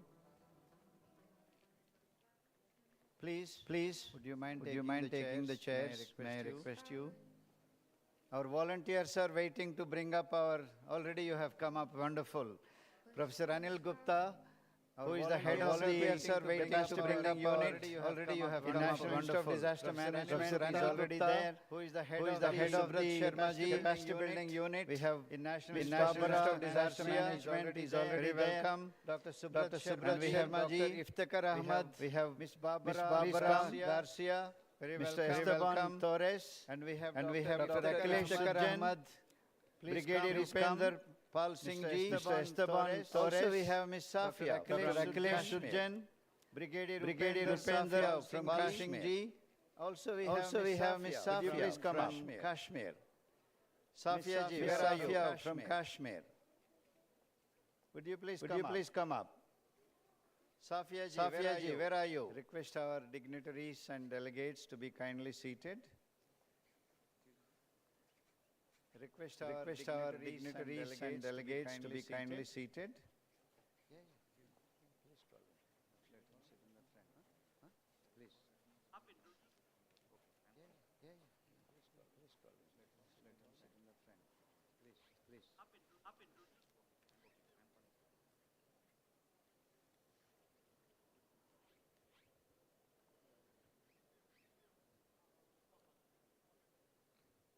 Please, can I request you all to please take your chairs, if you don't mind. Please request you all to come to the front rows. Please take your chairs. As much as possible, come in the front. Request you all to come to the front rows. As much as possible. Excellent. So we are going to start right away, and we have an eminent panelist here, and with Professor Anil Gupta chairing the session. Excellent. So we are going to start right away, and we have an eminent panelist here, and with Professor Anil Gupta chairing the session. Professor Anil Gupta, over to you, sir.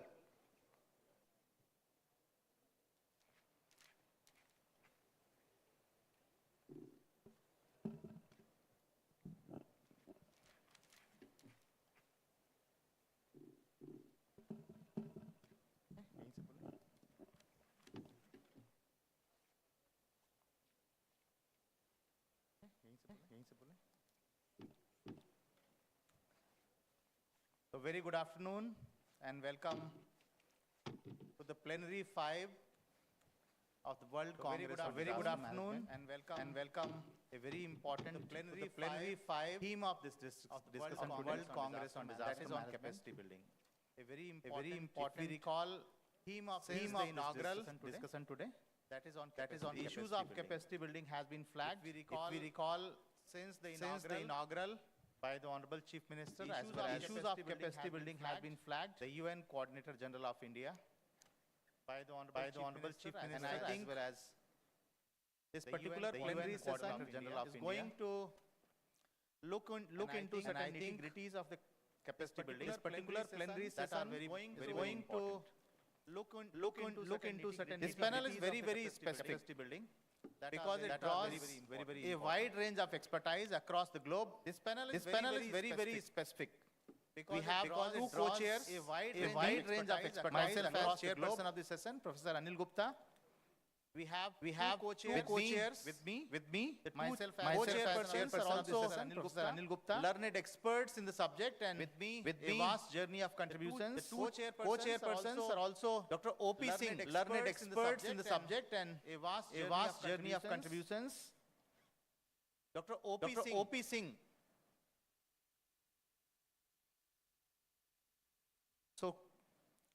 Mr. O.P. Singh, who has been the Director General of NDRF.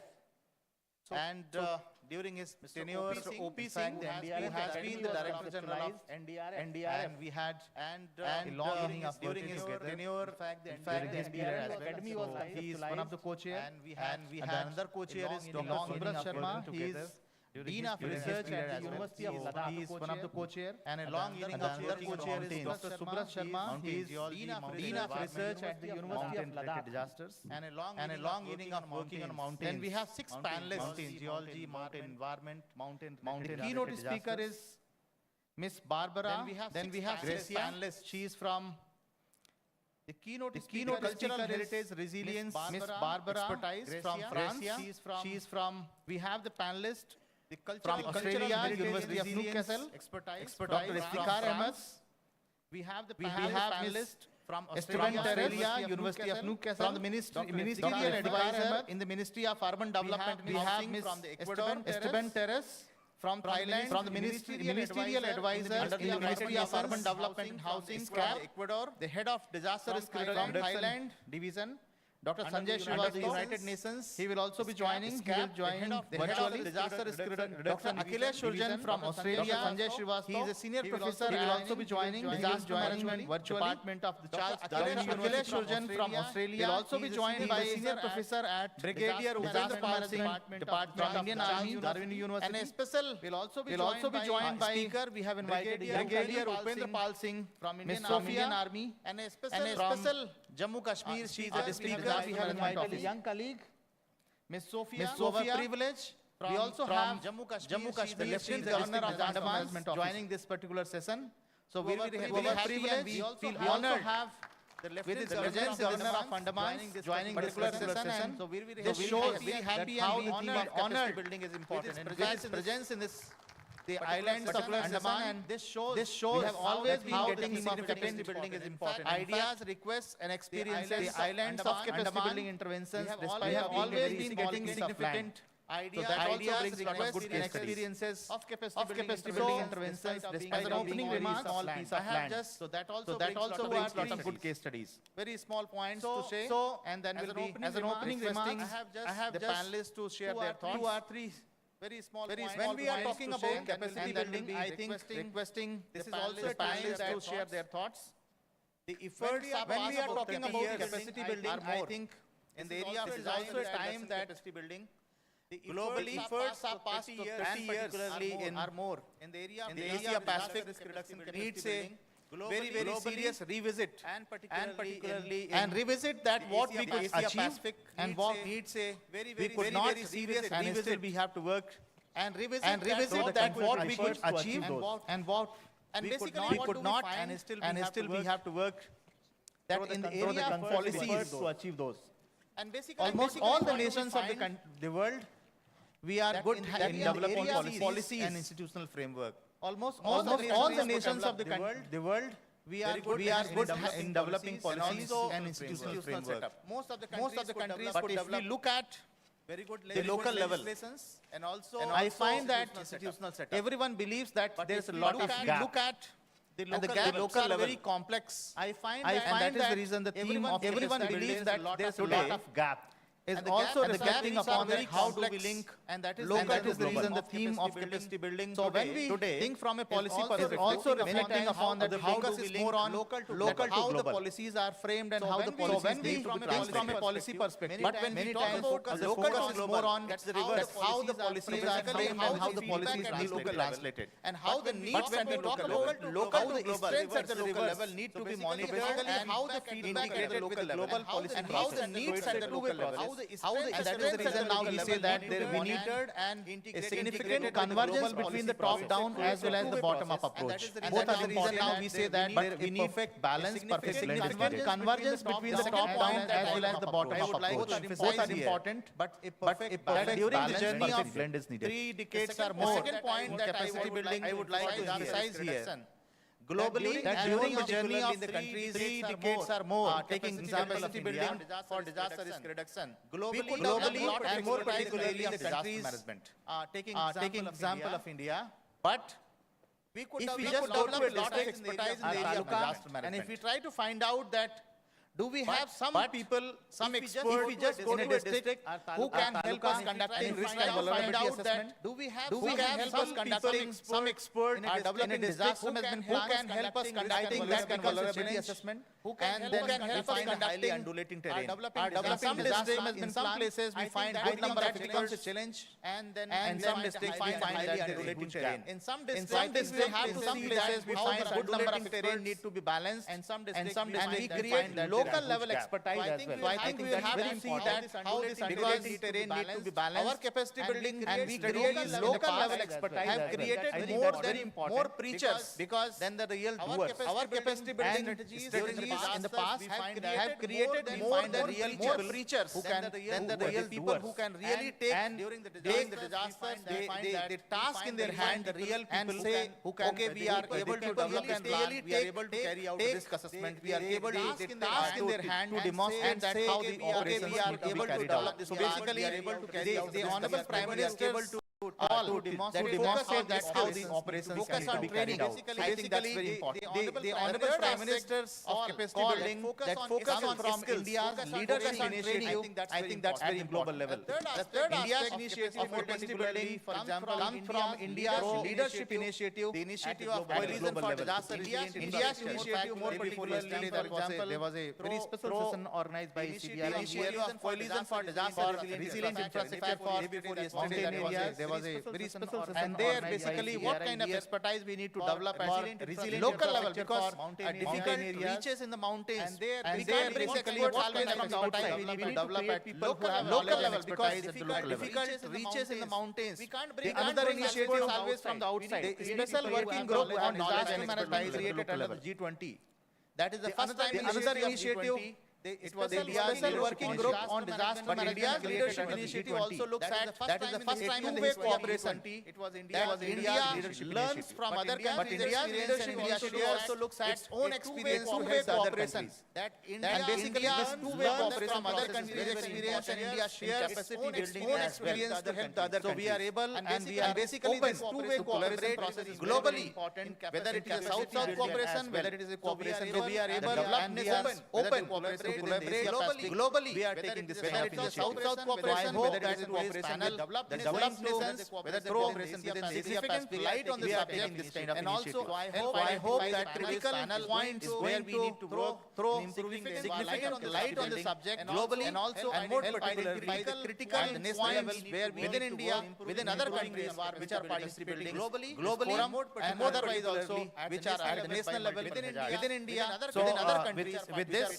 I would like to welcome all the panelists which are affected by multiple hazards. So, with this, I would like to welcome all the panelists on the dais, inviting the panelists one by one and share the strategy of this panelists like this, that the timelines for each panelist, we have thought that maybe to share their thoughts around 8 minutes each. The timelines for each panelist we have at the end. I will be requesting Dr. O.P. Singh around 8 minutes to provide a summary and the key points that are emerging from the I will be requesting the panelists, Dr. O.P. Singh to provide a summary points that are emerging from the deliberations of the panelists are the points that are emerging for the future takeaways. So with this, I would be inviting the first speaker of the session, Ms. Barbara Gracia, for the future. She is coming from France. So with this long journey, I would be inviting the first speaker of the session, Ms. Barbara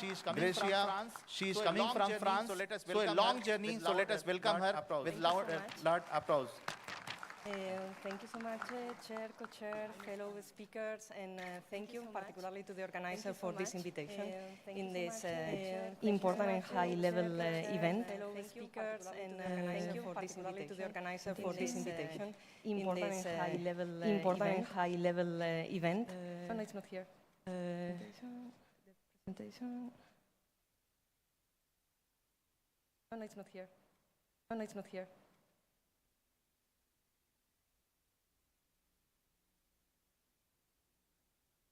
Apologies, problems of the direct. Apologies.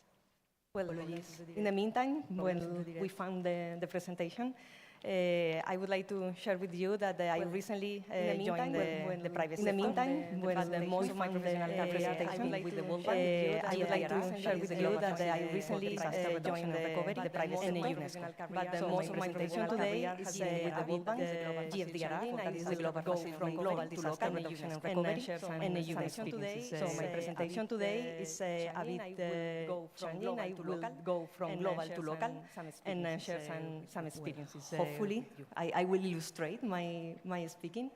In the meantime, I would like to start with an anecdote, hopefully. Back in 2015, I will illustrate working with the World Bank in the CAPRA program. In the meantime, I would like to start with an anecdote, probabilistic risk assessment. Back in 2015, I was working with the World Bank in the different programs for the CAPRA exam for Central America, probabilistic risk assessment, specific calculation, a methodology probabilistic calculation for the specific hazard in specific context. To build capacity, so we were doing this specific technical calculation in probabilistic all the Central American countries, and we also developed a workshop. So we were doing this technical capacity. The anecdote that I want to share all the Central American countries, and we also developed a workshop at regional level with the results. And the anecdote that I want to share is this: by the end, one of the participants that we have this level of risk, told me, and he was worried. He was telling me how I knew we have that we are facing risk, but I did not much aware that we have of this level of the risk that we are facing. And he was worried. He was telling me how to communicate and to explain this to disasters,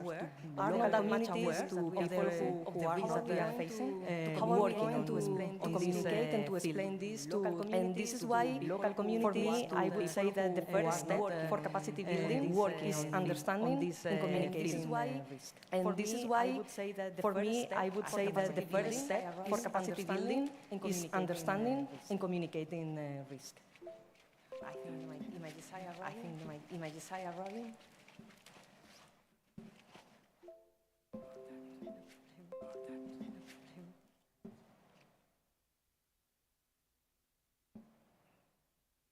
That one, yes. No problem. That one, yes. That one, yes. Thank you so much. No problem. Yes. So that is me. Thank you so much. Thank you so much. Yes. So that is me. Yes. So that is me. Okay. Okay. So I already shared with you my anecdote about the CAPRA program and how this concern about how communicate. So I already shared with you my anecdote about the CAPRA program and how this concern about how understanding and communicating. And as I was saying, so one of the, I think the recurring question that I have is how to make people not understanding and communicating. Understand. So one of the recurring question that I have is why not to help people to understand difficult concept in a easy way. One example could be using possibility is using examples to understand using this difficult concept in a application that we developed with the World Bank. Possibility is using examples in disaster risk management for cultural application. So explaining that we developed with the World Bank identifying Japanese expertise in disaster risk management for cultural colleagues to understand better, explaining specifically how do we identify with example risk is and how can we help other colleagues to understand better. And in the context of this program, with the experience of what risk we organized several capacity building workshops, and one was in Bhutan. In the context we bring Japanese experts of Japan, and we organized several capacity building workshops, and one was different kind of heritage. We bring Japanese experts in common ground and similarities. And in this case, despite the main concern of the Bhutan team was you can always find the common ground, remember the similarities. And in this case, the main concern of the Bhutan team was fire risk, so they could learn from the Japanese expertise in reducing fire, because actually it's one of the main concerns. So they could learn from of Japan's expertise in reducing fire, mainly because actually it's one of the main concerns and best materials. So fire is of Japan, that his cultural heritage is mainly made expertise around and best sharing materials. So fire is one of the main concern. So they have created a lot of expertise around. Another example that I want to bring is sharing experience with developed capacity building with multidisciplinary team. Another example that I want to bring is mention the importance of capacity building collaboration with multidisciplinary team. And yesterday was mentioned the importance people from different disciplines exchanging collaboration. And I want to emphasize that we have teams from the cultural heritage sector, tourism people from different disaster risk management, exchanging different experience. How in this case they never had we have teams from the cultural heritage sector, disaster risk sector, and disaster risk about the tourist sector. And it was very interesting. People never thought on disaster. They never had. So it was very difficult to make this disaster risk management. People didn't think about the tourist sector. And I brought as an example the tourist sector. So it was very sometimes make this doesn't come quickly to the mind of the disaster risk management professionals. And I brought as an example the tourist sector. Sometimes we focus more on health. Sometimes it doesn't come quickly to the mind of the disaster risk management professionals. Sometimes we focus more on health. Sometimes they are a bit reluctant about talking about disaster because I got challenged. There is the conversation with a colleague. Sometimes they are a bit reluctant about talking about disaster. I got to say with a conversation with a colleague in the past that told me no. I don't want to. We need to avoid.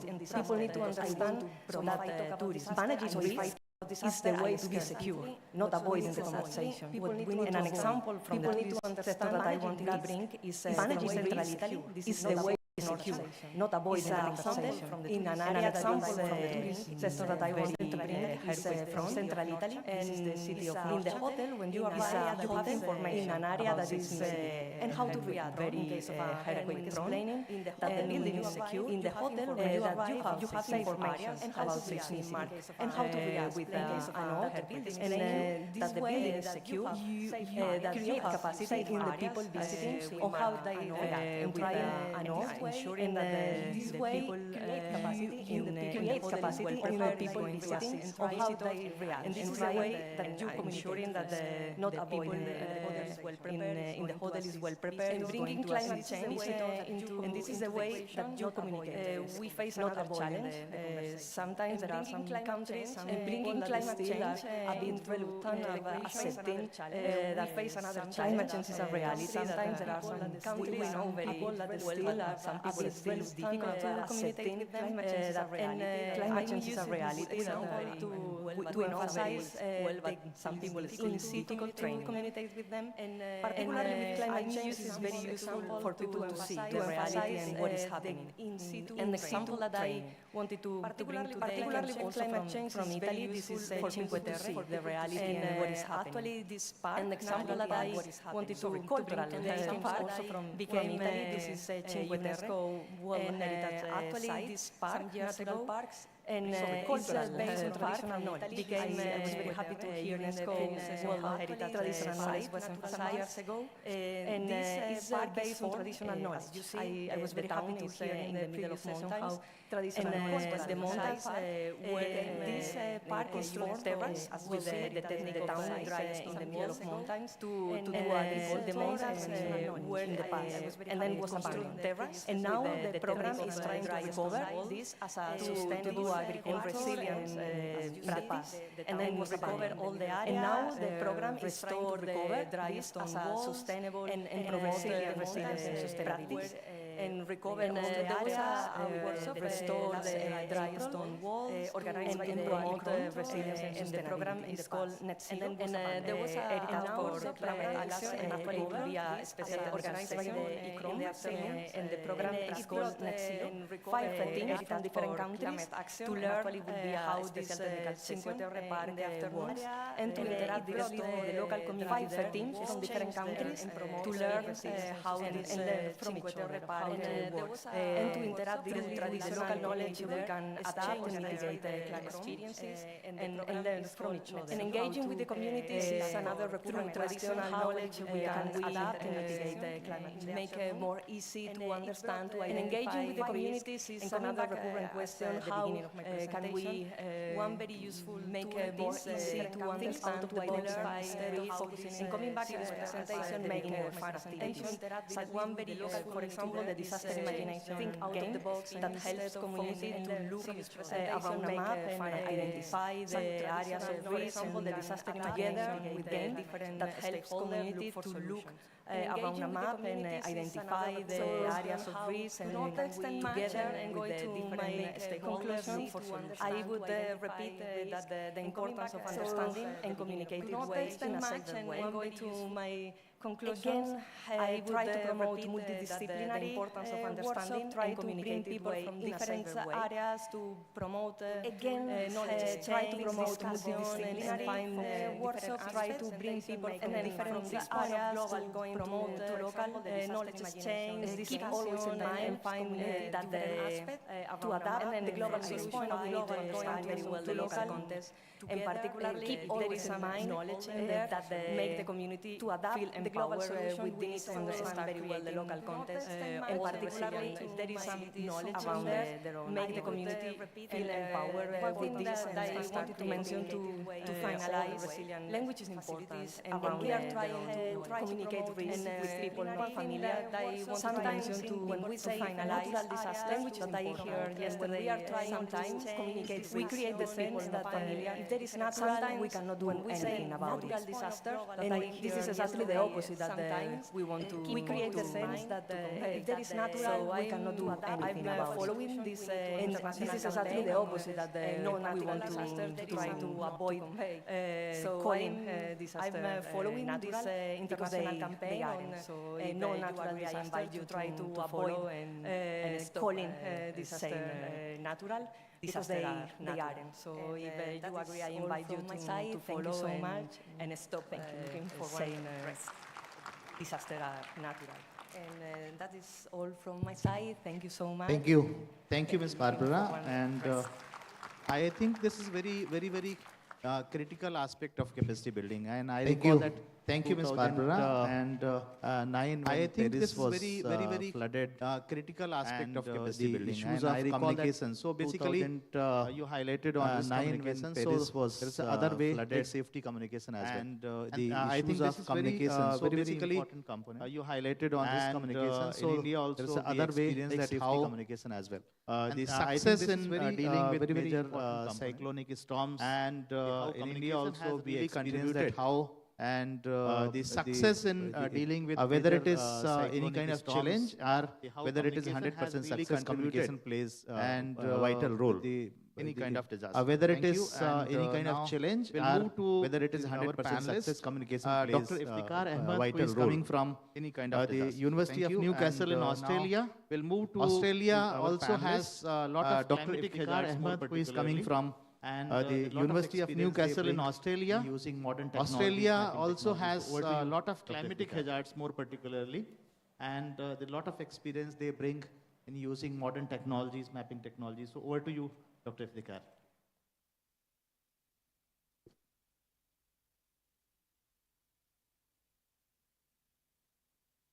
While they're loading up, just to introduce and so respected chairperson and co-chairs and my fellow panelists and my fellow participants at the Congress. So respected chairperson and co-chairs and my fellow panelists and now my fellow participants at the Congress. So Mr. Chair, I will not talk about Australia today. Afternoon. I will talk about, I think, some of the experiences in, now I actually accept the term the Global South. Mr. Chair, I will not talk about Australia today. I will talk about, I think, some of the experiences in, if you accept the term, the Global South. So, can we please have the presentation? Hope you won't deduct it for my 8 minutes.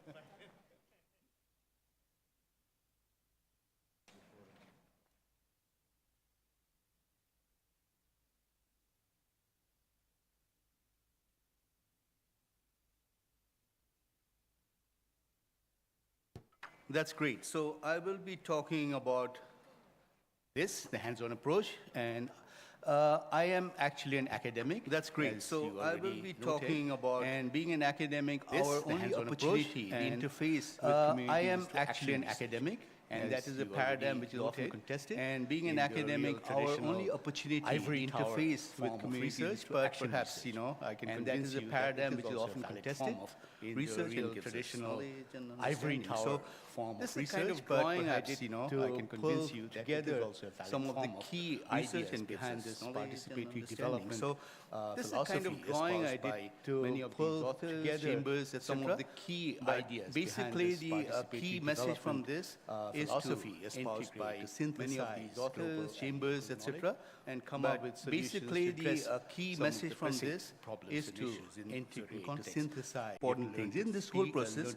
One thing is very important. The other one is also instead of talking. It's about learning. It's not sorry, we are all trained as talkers, but we have to learn when you talk about capacity building as well. It's also the other one is also process of learning. That is it's about learning. It's not about lecturing. We're not telling people. Perhaps the other one is also about capacity building and have fun and not lose your sense of humor. That way, you build up the bonds, the connections, and perhaps the other one is also to be able to relax and have fun and not lose your sense of humor. The next one. So I'll give you two very quick case studies. Connections.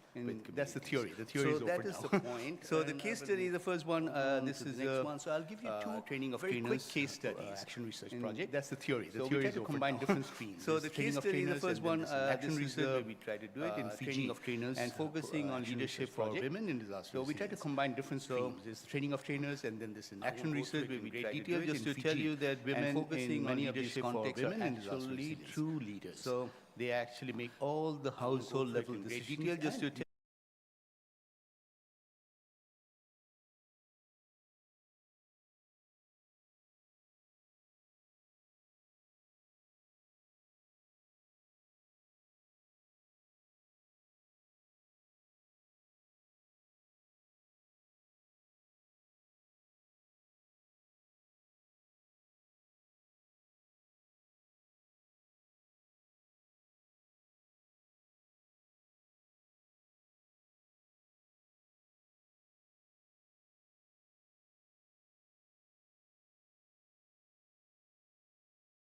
and to learn from that process and women build up our own knowledge base. We supported them in that process. So this is the basic idea. And to learn from that great details. All these trainers were trained, including men. Knowledge base. I mean, every time people talk about gender, gender is not only about women's welfare. And I won't go into the relationship. All these trainers were trained, including men. Genders, which I mean, every time people talk about gender, gender is not only about women's welfare. So having said that, no, I'm digressing, so I won't go there. And in the second stage, I believe what we did was we actually did the training in the village. So having said that, no, I'm digressing. See the police women go there, and in the second stage, what we did was we who were trained by us, training in the given a package, and then they ran the training in the village, and we just supporting the training. So there were five police women went really well. I think it sounded good. Given a package, and then they ran the training in the village. That afterwards, when we said that a training of trainers means went really well, I think it sounded good. Of trainers. The main problem is that afterwards, that is the ideal process. Of trainers. Now, if it doesn't kick off by itself, if it doesn't spark that innovation and uptake, that is the ideal process.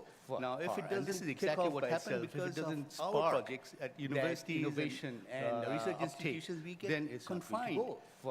And this is exactly what happened because our projects at universities. So when we talked about it, we thought they'll be inspired and running, but they said no, confined. We are very happy to do it, but you have to come back and maybe find funding. So when we talked about it, we thought they'll be inspired and running, but they said no. The second one is in Bangladesh, and I failed to tell you that at the beginning. I'm originally from Bangladesh, and I think that's one university there. I had this. The second one is in Bangladesh, and I failed to tell you that at the beginning. I'm originally from Bangladesh areas. When I was working at the university there, I had this community studies project trying to improve flood resilience in the community, rural areas, and understood how they live. And you can see it's community studies. That's the kind of stuff. So we went there and documented the community, talked to them, and understood how they live. And you can see some of the houses there which we documented. The houses are built on elevated floods. This is what happens. That we had the community workshops. Separate workshops some of the houses there, different timings, all that I won't go into in great detail, and trying to understand the problems with their local houses. Community workshops could be done. Separate workshops for men, women, different timings, all that I won't go into in great detail, and trying to understand the problems with their local houses. We took some of the ideas on board to improve. And we supported them, and one of the villagers volunteered to And then we did the demonstration or her house. We took some of the ideas on board to fix it, and we supported them. I won't talk about all. We call them BFS, Building for Safety Options. Very simple innovations.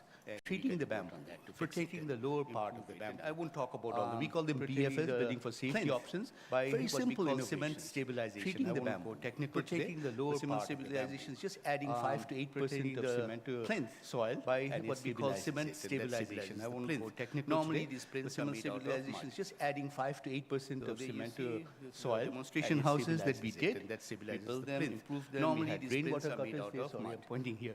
Rainwater cutters there, which is also demonstration houses that we did.